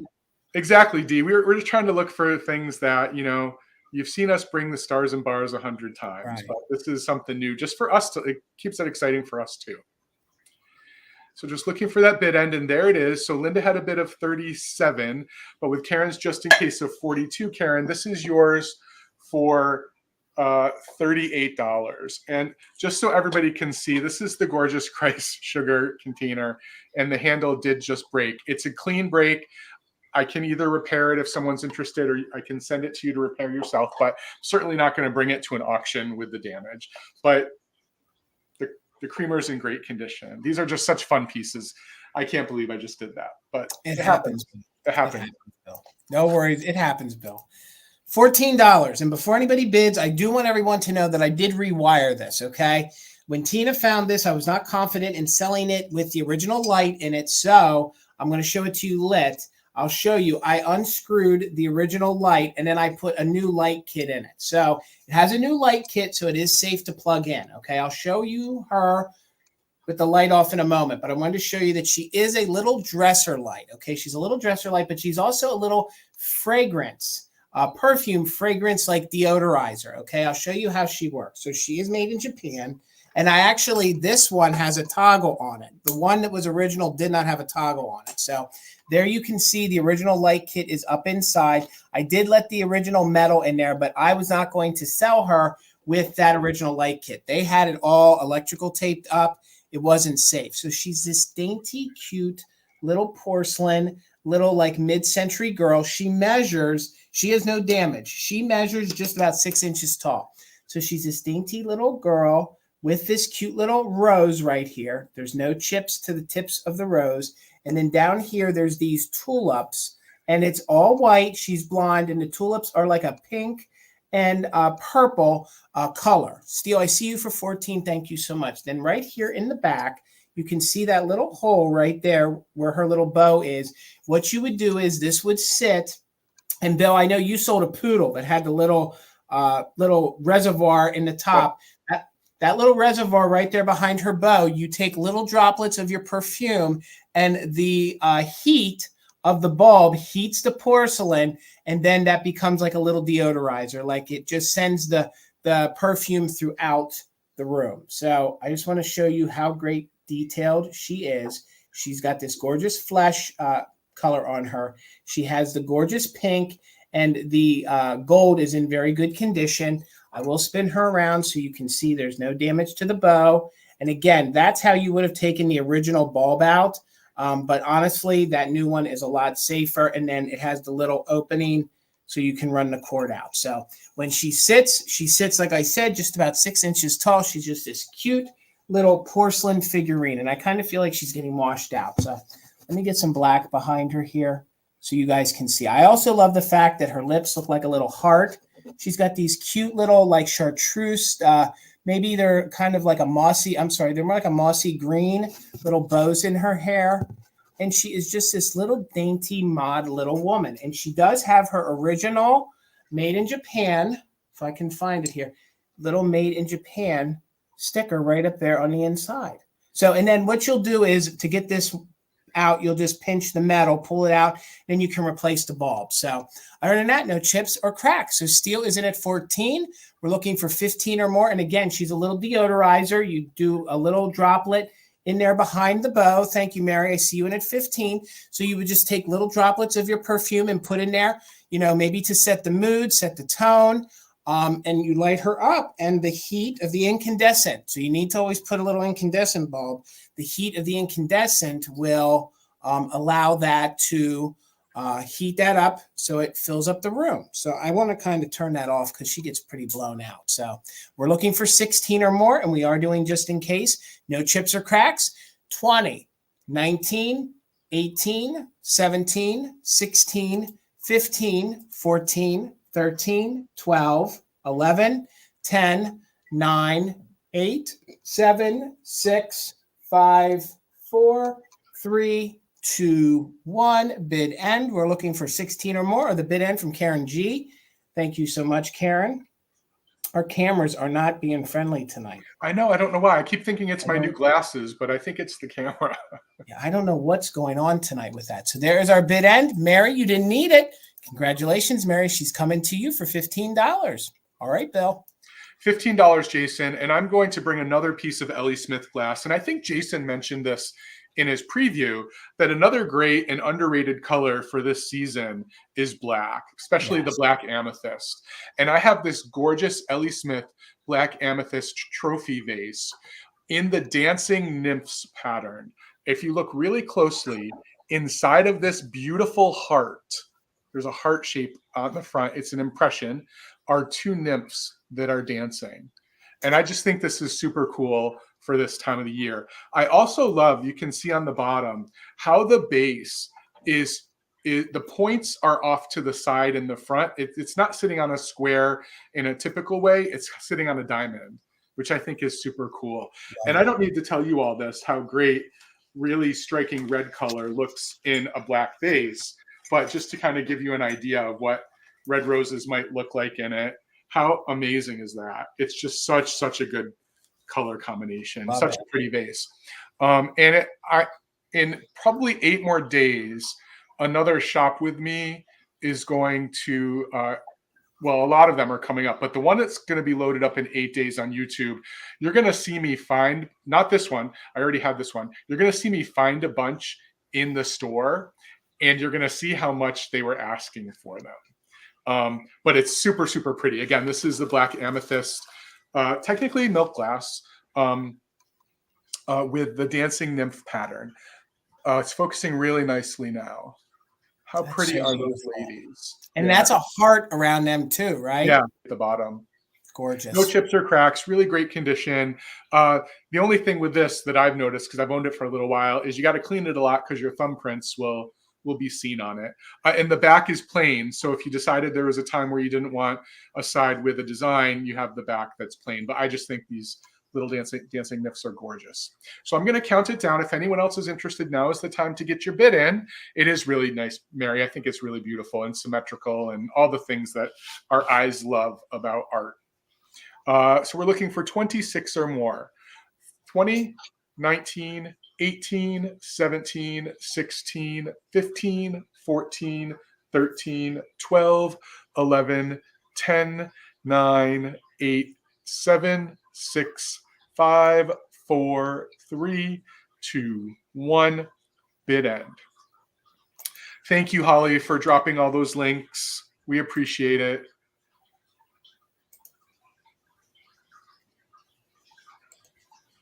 It's a good piece. For that bid end. And there it is. Thank you, Karen, for the bid end. So lots of just-in cases came in. Rose with a 30, Gloria with a 35, Steele with a 36, but Patty Rose had a just-in-case of 39. So Patty Rose, this is yours for $37. Thank you so much. All right, gang. My next item is going to start at $35. I do believe this is one of a kind. So I do believe this is a one-of-a-kind piece. This is signed.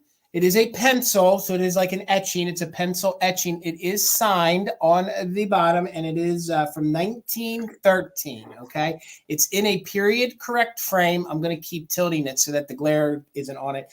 It is in a period-correct frame. Somebody drove nails into the back and caused a little bit of issues. So if you guys are so inclined, you could touch that up.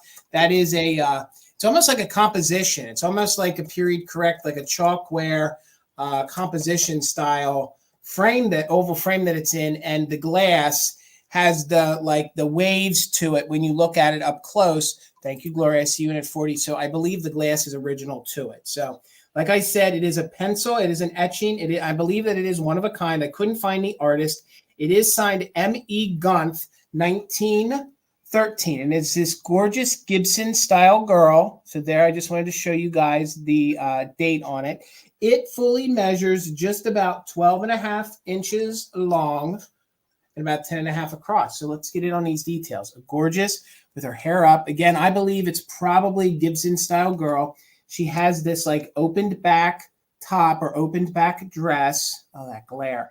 And she's holding this dainty rose. As if you can see, roses were kind of my theme for the evening. So it's on paper, and the paper has no staining to it, no issues to it. Again, look at the details and the shading with like the graphite there on the eyes, the hair, very three-dimensional. It's just a gorgeous, gorgeous piece. And again, I thought it would look good with some of the other pieces I'm bringing. Like I'm bringing these porcelain mantle vases.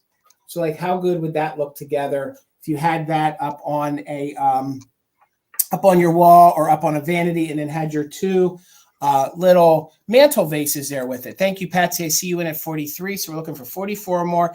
And again, this is an original, and I believe it to be one of a kind. And I tried to research the artist. I couldn't find him. So I don't know if it was his beauty. I don't know if it was his wife. I don't know who the individual is, but I was so excited to scoop this up because to me, I think nowadays in a lot of the decors that I'm seeing, a lot of the decorating's going back to this style. So I thought this would be a good base for your Valentine's Day. Like I said, put those mantle vases in front of it. You could mix in even some of your mid-century milk glass with it. I just think it's timeless. And I think we all want things to hang on our wall that, you know, are one of a kind. We don't want the same old that everybody else has. So I will show you here. The previous owner did drive nails into the frame. So that's what caused the chipping to it. I believe you could fill that in and paint that. When it's hanging, you really don't see it. I kind of wish they wouldn't have done that. There were other ways to fix that, but that's what they did. So we're in at 43 with Patsy. We're looking for 44 or more. We are doing just in case. So let's count it down from 20, 19, 18, 17, 16, 15, 14, 13, 12, 11, 10, 9, 8, 7, 6, 5, 4, 3, 2, 1. Bid end. You're right. I do believe that is right, Rose. I do believe. Gloria, I do see you're just in case of 75. Again, anytime I see hair up like that, I always go Gibson girl. I could be wrong, but that's the era that I go. definitely 1913. So it's not always my wheelhouse, that early era, but I know just enough to get in trouble. So Patsy, I see you just in case of 49, but Gloria with your just in case of 75. Gloria, it's yours for $50. Thank you so much, and enjoy her. I know you really wanted her. So thank you guys so much, and thank you, Patsy. All right, Bill. $30 for choice, Jason, and I have my second round of Hull pottery tonight. I love this pattern for the spring and for Valentine's, Easter, and into the summer. I have two pieces. Oh gosh, it is getting blown out today, isn't it? Of the Hull butterfly. I have two different vases. And the reason I'm bringing two is I wanted to actually just, even if nobody bids on them, just wanted to do a little comparison of the different treatments that Hull did on their pottery. This one has a textured finish. You can see it. We call it sometimes the orange peel, but it is beautiful. The inside is the same color as the outside, and it's this really great three-footed vase. This vase is the smaller of the two. It's 8 inches tall, and it's got the butterfly and the flower design. 1956 design called Butterfly, and comes in over 30 different variations on the pattern, including some servingware and console bowls, some hanging planters, even an ashtray. There are a bunch of different patterns, but this is one of the atomic looking planters or vases that they made. And again, this is sort of like in the spackle finish. The Hull stamp is on the bottom. This is in great condition, no chips, no cracks. And this is, I've said this before, but this was the first time that Hull departed from a very traditional, I don't want to say like old shape, but this was the 1950s. They were trying to make things look like they did on the TV shows of the time, where they had that look of space aged almost. And this was they went like atomic, Bill. They were less fussy. They were less Victorian fussy and more mid-century, wouldn't you say? Absolutely. So this is the first choice, the one with the sort of spackle orange peel finish. They also did butterfly in matte. Where you actually see no finish on the top other than the glaze. And in the matte, they painted the insides the turquoise, and the base is also turquoise. You can see the Hull on the bottom with the same butterfly pattern, a pink butterfly and the blue butterfly, and then a green butterfly on this side. In really good condition, again, no chips or cracks, nothing to report. This one is larger than the other one. This one is 10.5 inches tall, but super, super pretty. Yeah, I don't see anything wrong with either of these two. They're fantastic. But let me put them side by side so you can actually make the comparison. Because I think it's neat to see two pieces of pottery from the same line that actually have different treatments on them. So you can definitely see the difference between the matte and the orange peel treatment on the finish. But they both have those amazing sort of atomic mid-century bases on them. Love it, Bill. Yeah, aren't they great? And the size difference is cool as well. So I'm going to start that countdown. If anyone else is interested, now is the time to get in. We're looking for 36 or more. 15, 14, 13, 12, 11, 10, 9, 8, 7, 6, 5, 4, 3, 2, 1, bid end. And we'll just claim them by large or small, the bigger one or the smaller one. Yeah, they do look good together, Maribeth. That's what I love about this pattern, is that even though they did different treatments on the surface, they still coordinate really well. And then, they all have their little bit of detail that's different. That has a turquoise interior. This one has the spackle finish, but no turquoise on the interior. So there is the bid end. Thank you, Karen. Nikki, your just in case came in right after. So Rose had a 35 with a just in case of 40. You didn't need it, Rose. You have the high bid at 35. You could let me know if you would like the smaller one, the larger one, or both. And then Nikki, you're back up at 33. And I think you were the only two bidders. You were. So I can just watch the comments, Jason. You'll have Peppermint Patty in there at 30 as well, Bill. Okay. So Rose is going to take the large one. Okay. So Nikki and then Peppermint Patty, I still have the small speckled one if you are interested in that one. Right. And gang, this is a good time to remind you all, please make sure you're subscribed to Bill's channel. It is Garden Guy Bill. He's putting out a lot of fun content, so please make sure you're subscribed so you get to see it when it comes out. Follow him over on Instagram. Those links, we made it really easy. They're down in the description. So if you guys are watching this in a replay, please click right down there. Follow him. Follow me over on Instagram too. It's Mother Tucker's Antiques. And I'm trying my hand at some content, so please make sure you are subscribed to the channel and your notification bell is on. And you can watch mine as well too. So I don't have the heart to break these up. So they're starting at $40. So in essence, you're getting them $20 each, but you're going to get some antique English porcelain, and the company is Blythe. Blythe is the porcelain company that made these. These are their mantle vases. So they are hand painted in the aspect that the flowers are a transfer, but all the gold enameled paint is hand painted. So that is where you can see stamped on the bottom. And then, of course, when they paint the numbers in gold on the bottom, that means that there is hand painting involved. So in all of my research on this, I believe that these are somewhere between the 20s and the 30s. This company, when they made these, was called Blythe, but it used to be Dresden Porcelain, and that's the company that I know a little bit more. And I believe that they made porcelain up through the mid-century, and then I can't find much more information on them. So I think these are great for all year round, but I love the black. I love the pink. I love the roses for Valentine's Day, for spring, for summer. All of the gold gilded paint is in superb condition. There are no chips, no cracks. And again, I got to keep them together. If you hold them together, actually, let me show you the back here. So we'll show you the back here. And if you wanted to, display one that way and that way, you could. So you can see how similar they are, yet how different they are. Again, the leaves are a transfer, but all of the gold is hand painted. So that's how they got away. That was their way of mass production. So that's how they could get away with moving it down the assembly line a little bit quicker. That was all transferred on, and then they did some details. So Deanna, you're the first one in at 40. Thank you so much. Gloria's back at 45. Again, these are gorgeous. They have very clean deco style lines. Some of the other ones you'll find are very urn style, but this was a pattern they did, the black with the gold. And I was so excited to get these, especially with Valentine's Day. I think they look so classy for your Valentine's Day, and I think they're timeless. I'll give you the measurements. They do call these mantle vases because you can see they are very slim and they would fit on a mantle. They're about 7¼ inches tall. It's about 7¼ inches tall. They're about 3½ inches wide. The paint is very glossy, very good condition. Sometimes these will matte out when, porcelain will dull a little bit. You can see that these are very shiny, no chips, no cracks. There's the underside. One of them is very faint when it comes to the stamp. The other one is very deep so you can read it. The inside's very clean. All you guys are seeing is black. So that is your first one.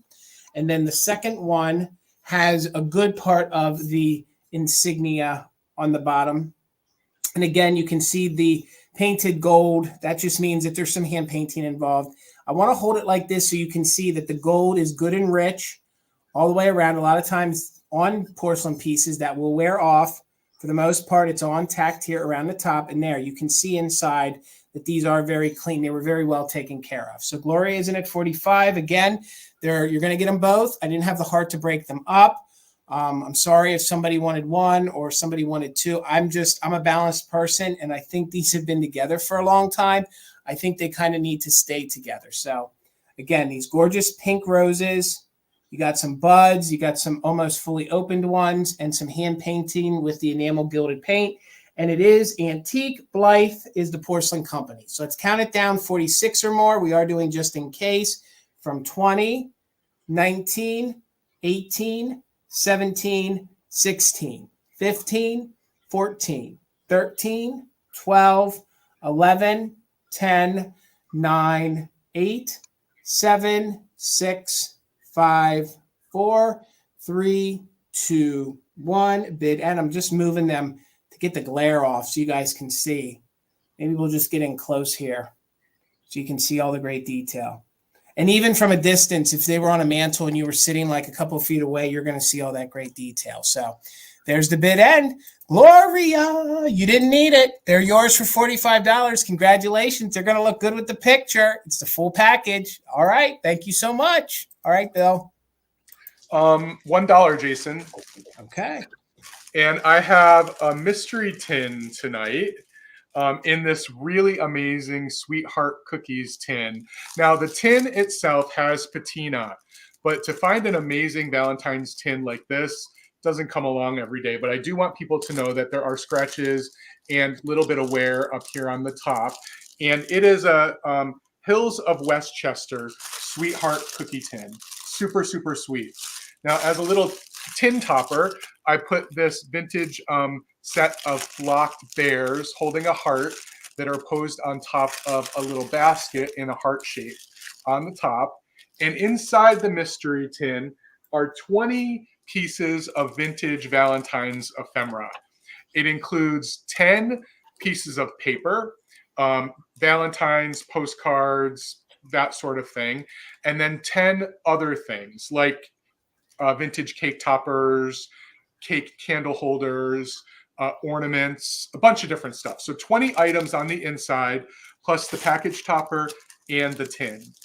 And it's a good size too. This is a 10-inch tin. And this one, I've had this tin for quite a few years. It's always been in the back of my display. The new cabinets, it's an inch too tall for my new cabinets. So I thought it was time to share it. Jason, you had a Valentine's tin last Friday, didn't you? I think you did, but yes, I did. Yes, I did. They're super hard for me to find, especially ones that are so graphic like this. Even the cardboard, even the cardboard hearts are almost impossible to find anymore. Like, yeah. Oh, right. So this is tin. This is definitely not cardboard. It's tin. Yeah, I just kind of put it together like this. Obviously, someone's going to unwrap it. So yeah. So if anyone else is interested, I'm just going to count it down. I love my little dollar start mysteries. So right now we're looking for 34 or more for the tin, the package topper, and the 20 mystery pieces of vintage Valentines that are on the inside. 20, 19, 18, 17, 16, 15, 14, 13, 12, 11, 10, 9, 8, 7, 6, 5, 4, 3, 2, 1. Bid end. That's the patina on the back. Gang, don't forget those just in cases. If you had a bid in, you're eligible to use it. Yeah, it's super fun. Super fun. I mean, how many pieces would you say are in there, Bill? Easily 50 or more? No, there are 20. I've 20. I stated it 5 or 6 times. 20 pieces. Yep. But then you have other things in there too, not just ephemera, or 20 total. 20 total. Okay. All right. Yep. I misunderstood. All right. So thank you all for your bids. I see Lisa had a bid of 34. Melissa had a just in case of 46. Peppermint Patty came in with a just in case of 101. So Peppermint Patty, this is yours for $47. Thank you so much. Congratulations. All right, guys. $40. And I have a piece of antique Fenton glass, okay? It's a gorgeous pink opalescent. It would go well with the pieces that Bill had, but this one is a little older. There is some flint, so there are some inclusions that are trapped in it. There is one corner of the ruffle that is a little rough. So I'm going to call it a chip, but it's not really noticeable. I will show you. It's right here. So you can kind of see the opalescent is a little lighter. I'm rubbing my hand over it. You're not going to get cut, but it is going to feel a little rough to the touch. So this is a fun pattern and not a pattern that you see all that often. And if you do, you don't see it at $40. So 1930s is what I believe. This is the Fenton ruffled pink opalescent in the diamond optic. So you have the diamond optic, and this is all like raised. So you can feel all of that cane in there where they made the diamond optic. So this is a gorgeous console bowl. It can be used for all sorts of things. Here is some of the flint inclusion, but honestly, that doesn't really take away from it when it's sitting, but it actually adds character to it. And then it also shows that it is an older piece of glass. This would have been elegant. Fenton would have had this coming out at the same time as a lot of the Depression glass was being sold. So it is a little thinner. In my last video, I actually had a bowl like this in the swirl, but it was in their green. So I was excited to offer this up. I think this would be great for some Valentine's Day decor. You could put a pillar candle in there. You could put some other things in here. I'd fill it with conversation hearts. I also think that if you had it on a table and you had some of your Valentines, you could display your Valentines in there. It's just a gorgeous, gorgeous piece of old Fenton, and a little more difficult pattern to find that you don't normally see that often. Thank you, Tammy. It is in there. It was one of their noted patterns. It was in the diamond. Where the heck did my notes go? I want to make sure that I'm reading this right because I don't want to give you the wrong information. It is in the diamond optic. So it is the diamond optic pattern. I always called this the basket weave, although I'm wrong. Back when I used to price this style stuff for the store, I always called that the basket weave. But this is the diamond optic, and boy, do those optics. If this is near a window and some light comes through, you can almost see the transparency. You can feel it. This is very reminiscent of what later Empoli tried to do with some of their optic things. Let me give you some dimensions on it. It's about 8 inches wide. So it's about 8 inches wide. It is about 3.5 inches tall. And it is in that yummy. Also, this color has been called their cranberry. This hinges on like the cranberry color, at least that's my knowledge of it, but it reads more pink to me. So Nikki, I see you at 41. Thank you so much. Just note that we do have some flint or ash that got trapped in there. That was something that happened a lot in that era of glass. And then there is a rough little spot on, pardon me, a rough little spot on some of the, on the one piece of ruffling. It's right here, but it's not going to cut you. I think somebody just knocked that against something and caught it. So a gorgeous, huge console bowl, definitely from the 1930s, Fenton. Let's go ahead and count this down. We're looking for 42 or more. We are doing just in case for active bidders, so we'll count from 20, 19, 18, 17, 16, 15, 14, 13, 12, 11, 10, 9, 8, 7, 6, 5, 4, 3, 2, 1. Bid end. I know sometimes their pink glass used to glow, but that was more in the 1950s, not this earlier. Again, it's going to be a great centerpiece for your Valentine's Day table, decor through Easter. I love it. It's just... Oh, imagine some Easter eggs with some of that grass in it. That'd be super pretty. I know. All right, there's the bid end. So, Nikki, congratulations. It's yours for $41. Congratulations, and thank you all for the bids. Thank you, Tammy, as well. All right, Bill. So I have a beautiful piece of glass, too, and it's actual ruby. So we've seen a lot of pink tonight. I have some ruby, and I love this piece. I own one myself. This is the Westmoreland Ruby Red.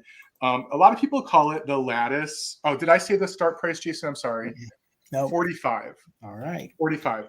A lot of people call this the lattice, but actually Westmoreland calls this pattern the Doric, and it's a console bowl. Doric, D-O-R-I-C. It's a console bowl, and it's 12 inches from side to side.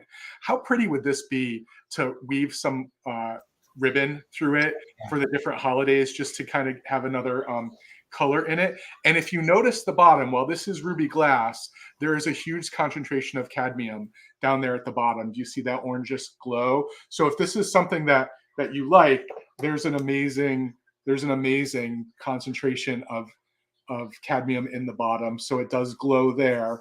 And there's a bit at the tips of each of the lattice points that also give a bit of a glow. Bill, you never find this pattern in red. You never find this pattern in red. The funny thing is, this is one piece of glass I have in my collection because I love it. It works for all the holidays. I even use it at 4th of July. And when I found the second one, I said, no, it can't be that I found another one. And in the ruby too, because I think it's so pretty, and it's big. I mean, this is a big piece of glass. Yeah, it's just so striking. I love having it on a low table because I love looking down on it. I think it's super pretty. I mean, quite frankly, this could go in a Halloween display as well, and Christmas. And I'm reading pillar candle in that, and you could switch it out for every. Hello, Noel. How are you? You could switch it out for every holiday. I mean, 4th of July, I mean, red is that nice color, right? Where you can probably make it work for every holiday, most every holiday. But this is just a gorgeous, gorgeous. I mean, look at that. Look at how symmetrical it is. Look how full it is. But also at the same time, it's a substantial piece of glass that's very airy, right? It feels light because of all of this great detail up here. Super, super pretty. And just take a look at the size of it next to my noggin. Good. I mean, it's a big piece. It's gorgeous. It's a statement piece. And you're right. If you could put some ribbon through that, or lace through that, I mean, and you could switch that out for all different. Could you imagine some blue lace through that for 4th of July? Oh, yeah. Then put some pink for your Valentine's Day right now, and then put some green for Christmas. Some orange for Halloween. For holiday decorators like myself and Jason, this is a great piece of glass. And also the Westmoreland stamp is on the bottom. So it is WG, the Westmoreland Glass Company. So thank you for your interest, everyone. I'm going to go ahead. Oh, strawberry jello. Okay. It actually kind of does look like jello with the orangish part in it. It does. I keep forgetting about jello. I need to invest in a package or two. I love All right, I'm going to start that countdown. We're looking for 51 or more if anyone is interested.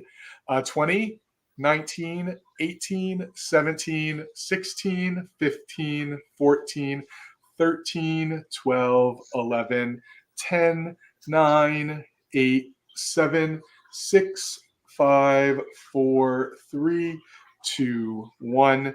Bid end. It's amazing that none of that lace intricacy is chipped, or because usually there's damage. Yep. Amazing. Yeah, it's a pretty one. So there is the bid end. So Noelle, with your just in case of 163, this is coming to you for $51. Thank you so much. It is really special. And I can tell you for sure, this is one I have in my collection. And that's good, Bill, for stacking glass. It's good for stacking glass. All right, guys, for my kitsch lovers and my plush lovers, I have something for you tonight, and he's just going to be offered up at $14, okay? He is this cute little penguin. He's from the 1950s. He's in very good, clean condition. He came with that little haul that I got of plush. He has his original tag on him, okay?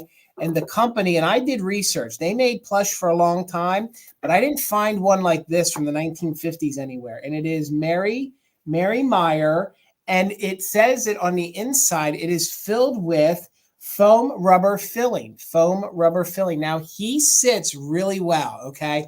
He's got heavy weighted feet. There's almost like a cardboard in there. So he's got heavy weighted feet. Thank you, Lillian. I see you in at 14. So he does sit really, really well. I will say sometimes with this older plush, this kind of fabric, it's the plush. It's kind of like the Santas. It's that same kind of feel. So I don't want to say he's shedding, but you can sometimes get a little bit of the black off of him a little bit. But no smells, no issues. There's no moth bites to the felt eyes that they gave him. His beak is in really good, clean condition. And I don't know why I always think of dapper penguins every time Valentine's Day comes around. It's just kind of what I think of. I don't know if he's just like Chilly Willy putting on the Ritz, but he's just a super cute little dapper fellow that I thought would be great all year or in your Valentine's Day decor. He measures 9 inches tall, and he is roughly about 5.5 inches wide. So I got a feeling, is Basil watching? If Basil's watching, I want to say hello to little Basil. Maybe he's hanging out with Lillian tonight. If you are, hello.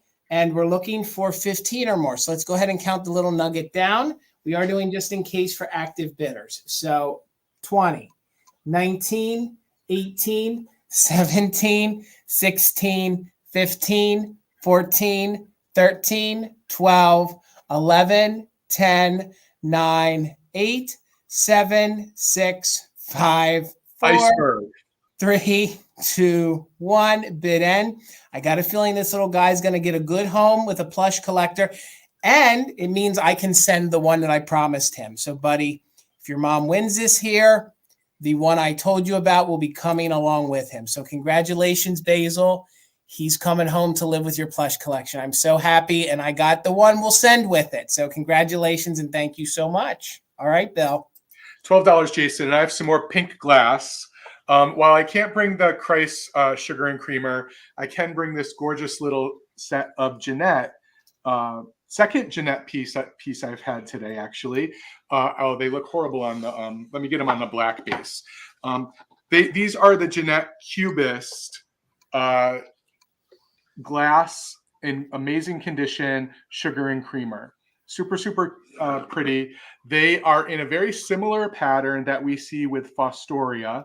Oftentimes we see those Fostoria made for home clear snowball looking fairy lamps.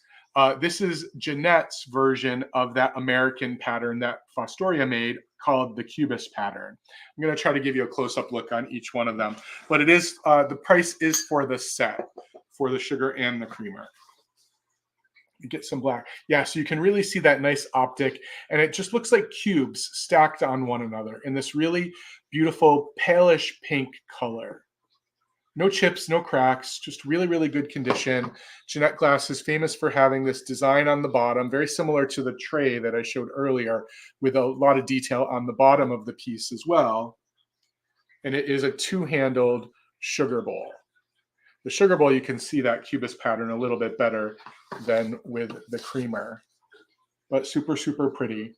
So the sugar and the creamer are both 3.5 inches tall and 5 inches at the widest. So from one handle to the other, or from on this one, from the handle to the spout, 5 inches across. So they're good size for a sugar and creamer set.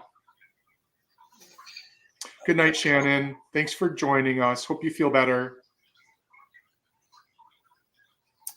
Hold on, Bill, 1 second here. Lana Richly. Lana, if you can email us, we still don't have your email from you. So Lana, if you're still in the chat, if you could just email us, please email us. I'll give you my email in a minute. And Bill, this always goes well with the Fostoria. Don't you think this goes well with the Fostoria American? Yeah, that's what, yeah, you missed me saying that. Yeah, I'm sorry. I walked away to blow my nose and I missed all of that. So no, it's all good. But we'll bring them back at the recap. I don't see any interest right now, and we're getting close to the end. I think after Jason's item, we only have 2 more rounds. Yes. All right, let me get myself over. So Lana, if you can please, let me get that up here. Please email me at mtuckersantiques@gmail.com. We still need your information from your purchase. So please just email me your full name, your PayPal, all that good stuff. We would greatly appreciate it. So $45, guys. And this is a real antique. I couldn't find another one like it. I do believe that this is an antique dresser jar.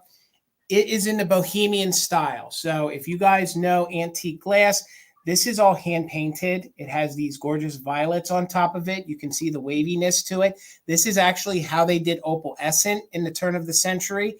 And then you can actually see where they added the detail here. So that was their first attempt at like staining the glass or making the glass like colored, like we have the stained glass or the flashed glass. That was an early flashing. So you can see, look at the waviness under here.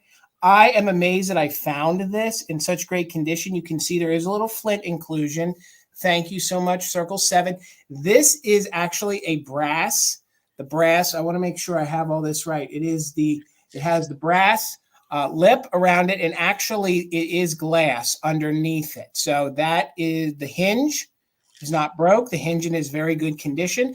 I'm not sure if this would be like maybe from the Bohemian region, or I also think this could be maybe some kind of French glass, but it is definitely early turn of the century. Let me open it up here so you guys can see there is the inside.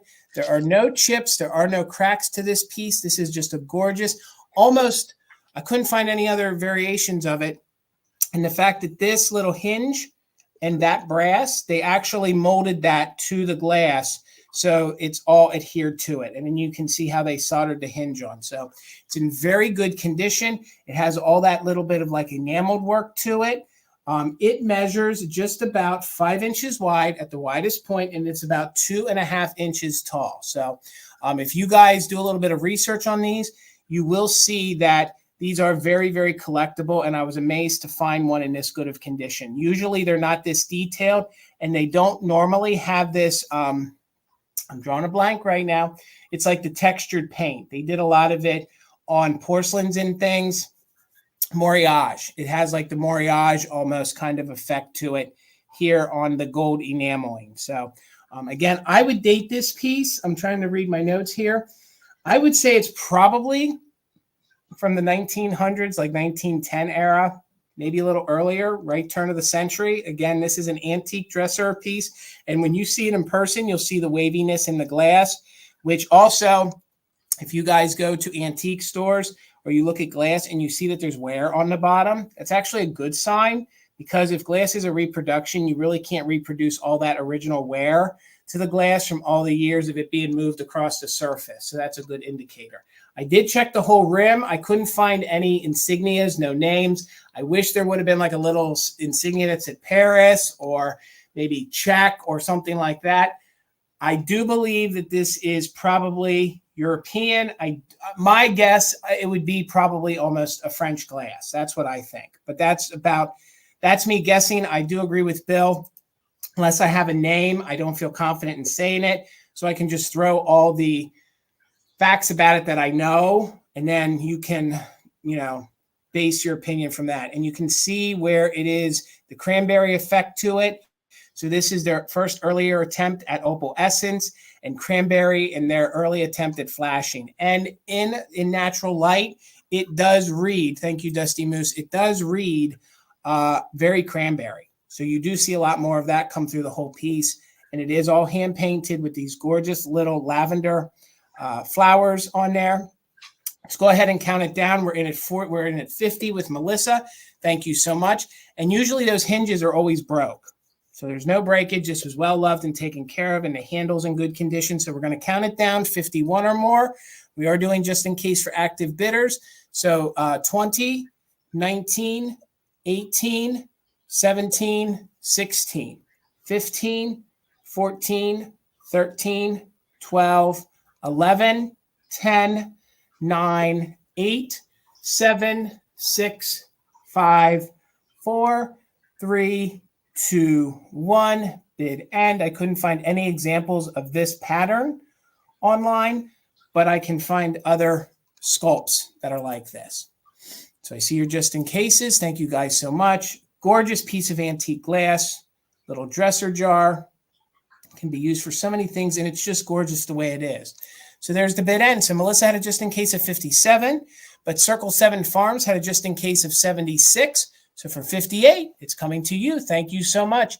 Bill, I'm sorry I missed all that you said about your glass, and then I'm repeating the same thing. Sorry about that earlier. It's all good. It's all good. $9 for choice, Jason. Okay. I have 2 honeycomb valentines, which are super, super sweet, that are also standees. So they are similar in many ways. I mean, the Cupid is on the opposite side, and this one has a pink outline around the top of the heart, and this one has a red outline, but they are in super good condition. The honeycomb has faded a little bit. It would have been a much more vibrant red at one point, but as you can see when I kind of turn it, there isn't really any major damage to the honeycomb at all, and oftentimes these things get crushed. The other remarkable thing is their standees still work. So these little pieces of cardboard in the back, they pop out, and then they can fold for storage. I wouldn't actually myself. I don't use the standees. I always put these in flower frogs because they do have a tendency to rip. But these ones are in great condition. They both were sent. This one looks like it was gifted to a teacher, Miss, I don't know, Cricky or something, Kriki, but it looks like it was maybe given to a teacher. And then this one was given to someone from Mother and Dad and Elwood. Yeah, if the name Elwood might give you a little idea of what kind of era we're talking about here. Yeah. But they're really, really cool. They are 5.5 inches tall each. And let me just give you some close up on the detail. The cardboard heart that's on the back is gorgeous with all this beautiful, good old Elwood. You're absolutely right. And then the 2 pop-ups. So these are both pop-ups, the little Cupid and then the little heart. The little heart says loving greetings. Bill, I can't believe that honeycomb isn't faded or dented or mashed. Like, yeah, these are in pretty super condition as these old honeycomb cards go. No tears, no bends. And the fact that the standees still work, they're not torn. Again, I myself wouldn't use them on display. I would put them in flower frogs like I did in the preview, but I did want to show that they worked. The mechanism here is still glued on either side so that they do work, but as you can see, they were signed. That's the one from Elwood. So good. Yeah, they are really fun. They are really fun. Let me show the second one. The one has a red outline on the heart and one has pink. That's really the major difference. That's the red and outline, and then this is the pink one. I'm going to go ahead and count it down since we have a bid. If anyone else is interested, Elwood P. from Harvey. Oh, you're right. Oh, I remember that. Oh, that's funny. So right now we're looking for 10 or more. And active bidders can use it just in case. 20, 19, 18, 17, 16, 15, 14, 13, 12, 11, 10, 9, 8, 7, 6, 5, 4, 3, 2, 1. Bid end. And we'll just claim them, the one with the red outline or the one with the pink outline. So there is the bid end. So Noelle, you have the high bid at 9. Let me know if you would like the red outline, the pink outline, or both. All right. She wants both, Bill. Fantastic. Thank you so much. All right. I'm going to follow your lead. And actually, that's wrong. Let me put that back in. They're going to start at $6 choice. So let's get that in there. $6 choice. So $6 choice. I have some mechanical Valentine's Day cards, and they're all pre-1940s, I think. They're 40s or earlier. So, excuse me. It's going to be choice at $6. Each one of these are signed, so they were given to somebody. So your first choice at $6 is the cute girl with her fan. And again, they are mechanical. So this one does move here. I don't want to rip them. So the fan does move here. Let me move it there so you can see. I don't know that it fully, there we go. So it will fully show her face. So it will fully show her cute little Shirley Temple style face. And then the fan says, to my Valentine, I'm hoping to dance right into your heart. So she's hoping to dance right into their heart. And this is one of the ones that has a little perforated kickstand. So that has never been punched out. So this is your first choice at $6. And she measures about 4.5 by 3. 4.5 by 3. This one, I think, is one of my favorites. So this one is the little peekaboo, the little bashful fellow. This one, I believe, is 1930s. This is the same person from when I sold with Amy. So it's still Reba. So all of these were Reba's Valentine. So this one, the mechanical hand, he is the little peekaboo. Maybe that's creepy. I think it's neat. The little perforated kickstand has not been bent out and used. And this one says, I'm a very sly fellow, quite bashful and weak, but I can't resist the chance to just take a peek at you, my Valentine. So, and again, these little mechanical ones to find in this good a condition is just kind of as hard to find the kinds that Bill had. So then this one here, this one is mechanical here, and you pull the little heart. And look, she's serving peekaboo, a little bit of cake. So thank you, Melissa. I see you in at 7. So this one says, as a sweetheart, you take the cake, my Valentine. And I didn't mention earlier, all these are made in the USA. So they're all made in the USA. Look at those pig curls she's got there. And the little kitty cat hanging out behind her. So cute. This one measures about 4 3/4 by about 4 1/4. So, and then the last one here, again, to find some of these with the dapper fellas, you don't see that often. And this one, he's slicing his nose off, but he's shaving. Again, used on the back. So that one's from Richard Cook. Yeah, Richard Cook. And this one says, if you like them smooth, like them slick, I'm the guy for you to pick to be your Valentine. So there he is. And again, these are in very good condition, and they're in the little thicker cardboard. So we're looking for 8 or more on him. If you knew a barber, I think they would love that as a piece of ephemera to use. That was your third choice, the cake. Your second choice was the peekaboo, which I can't get. I love that one. The peekaboo, I think, is one of my favorite ones. And to find some of these, fella Valentines, I don't see them that often, or these mechanical ones. And then there is the one with the fan. So it'll be 1, 2 will be him, and then 3 will be the cake, 4 will be the shaving one. So that's how we'll claim them. So let's count them down. We're looking for 8 or more. Melissa's in at 7. Thank you so much, Melissa. So we'll count it down from 20, 19, 18, 17, 16, 15, 14, 13, 12, 11, 10, 9, 8, 7, 6, 5, 4, 3, 2, 1. Bid end. MJ Bears in at 8. Thank you so much. Melissa's back in at 9. So we'll call this one number 1. You'll claim this one as number 2. You'll claim this one as number 3. And you'll claim that one as number 4. That way it's easier. You guys don't have to type that much. So I see you're just in case, Melissa, right before the bid end. You didn't need it, Melissa. So at $9, you can pick whichever ones you want. That one would be number 4 again. This one is number 2. This one is, that one is number 3. That one, all right. You want all 4. I made it easy. Thank you so much, Melissa. All right, Bill. Jason, why did that little girl bake a boy's head into a cake? That's Hilga's great-great-grandmother.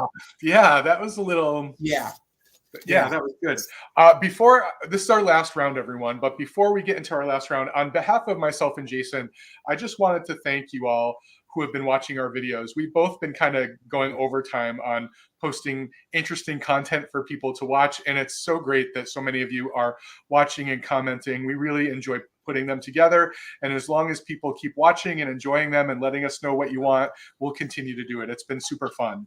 Agreed. So I'm going to do a claim round, a quick claim, because I didn't have this thing in my preview. This is something I just pulled because of the little accident that happened earlier. So what I'm going to do is I'm going to show an object, describe it, say what the condition issues are. Then I'll say what the price is. It's not a start price, it's just a price. And then I'll give you a letter from a Scrabble tile. If anyone's interested, the first person who types that letter in will get it. So I don't have to ever reach far to find something to fill a spot into a sale. And I've had these little bluebirds for a while. They are sitting on top of a heart, which I thought was appropriate for the season. And these bluebirds on top of the heart are full-size bluebirds of happiness. Now, a lot of times on the heart, you see the smaller ones. These are actually the full-sized ones, and they are incredible. No chips, no cracks. Their beaks are great. They do have their signature on the bottom. It's Leo Ward, 1995. They still do have their Terra Studios stamp as well. It is 5 inches from side to side. That's how long they are. Again, they are the big size bluebirds, and 3 inches tall. So great condition, beautiful clarity on the glass. 1995 Leo Ward, Terra Studios. So if anyone is interested, it will be $25, quick claim, for the first person to type in the letter F. If anyone's interested, you just type the letter F in. Well, thank you, Patty. That's so sweet. I don't even know what to say. Oh, that is very sweet. Thank you, Patty. I don't even know what to say. All right. Thank you, Linda. You are the first F I see, the only one I see. So this is coming to you. Thank you so much.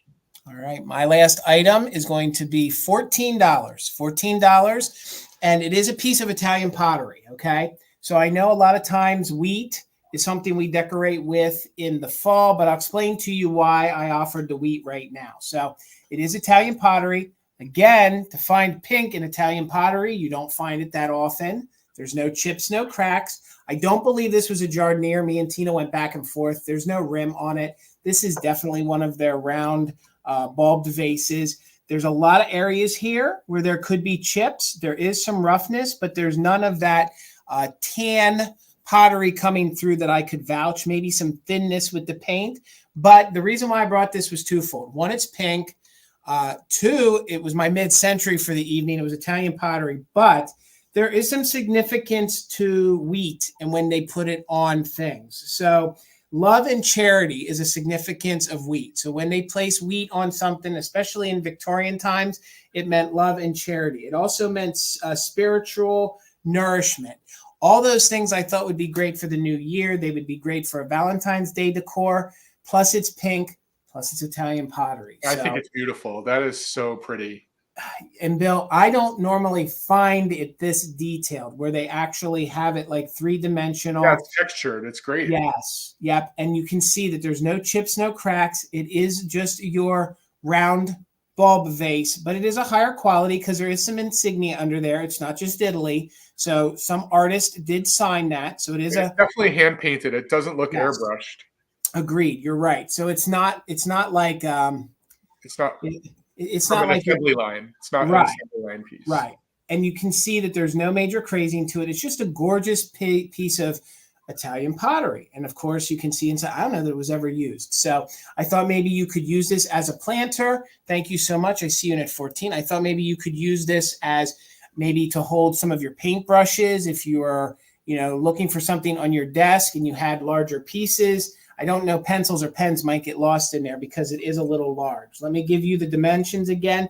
4.5 inches tall, and it is about 4 3/4 inches wide. So it is, and I measured it from tip to tip. I didn't just measure the inside part. So, and again, the different significance of wheat when they put it on things, it's supposed to mean love and charity, which I thought that was great for Valentine's. And it's also a spiritual nourishment, which I think we all need into the new year. So Circle 7 Farms is in at 14. Thank you so much.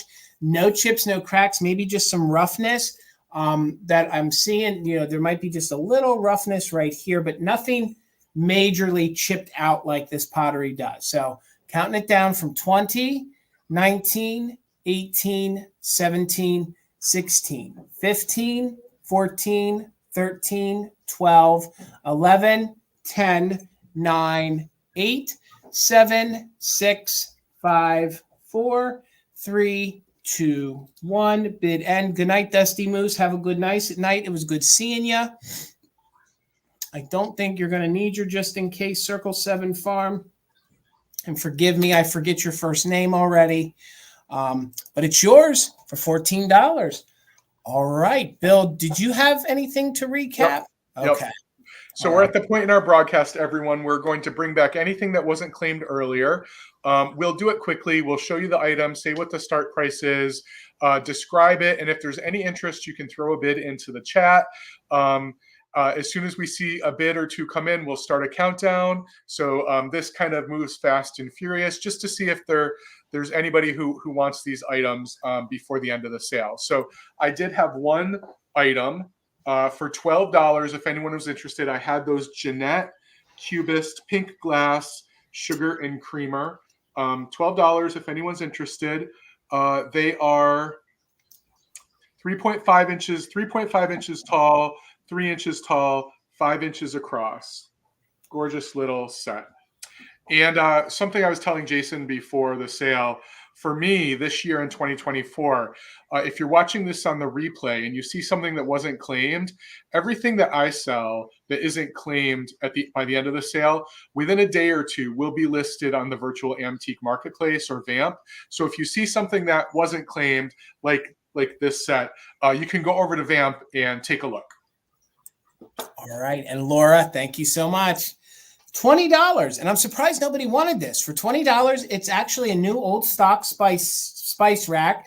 It has 6 different inserts. It is made by Relco. No chips, no cracks. It is a little metal holder that it sits in. It is made of ceramic. It's $20. So if anybody's interested, put spice rack $20. No chips, no cracks. I thought this would be great, especially to have on your table or in your kitchen heading into the springtime with that like thistle style or almost like a cabbage rose almost style flower and some green. Let me show you. Each one is stamped. Pardon me. Each one is stamped. So you have pepper, salt, cloves. You have allspice, and then you have cinnamon and nutmeg. So, and then again, 3 of them have their little lids. And there's no damage to the lids. But that's okay. I don't see any interest in that. And that is okie dokie. We'll get you up here, Bill. Okay. Oh, I see you so much, Laura. Thank you so much. So we'll just wait a moment for the lag, see if there's any more interest. I don't think there is. So, Laura, congratulations. The spice rack is yours for $20. Thank you so much. Well, everybody, thank you so much for hanging out with us for Marvelous Mother Tucker's Monday. Me and Bill can't thank you all so much for your continued support of our channels and everything that we're doing. We want to thank our mods, the very lovely Karen G, who is our official mod and bid ender. Holly, thank you so much for dropping all of our links in there throughout the night. Before we go and we tell you where we're going to be at next, Bill, do you want to tell the folks about our little surprise coming up on Friday 26th, or do you want me to spill the beans? No, I'll talk about it. Okay. So some of you are aware that we have another group of folks that we sell with from time to time over on Instagram. A couple guys joined Jason and I, John from Everyday Holiday Displays and Brian from Mid-Century Mister. And many of you were at the sale that we had last Friday.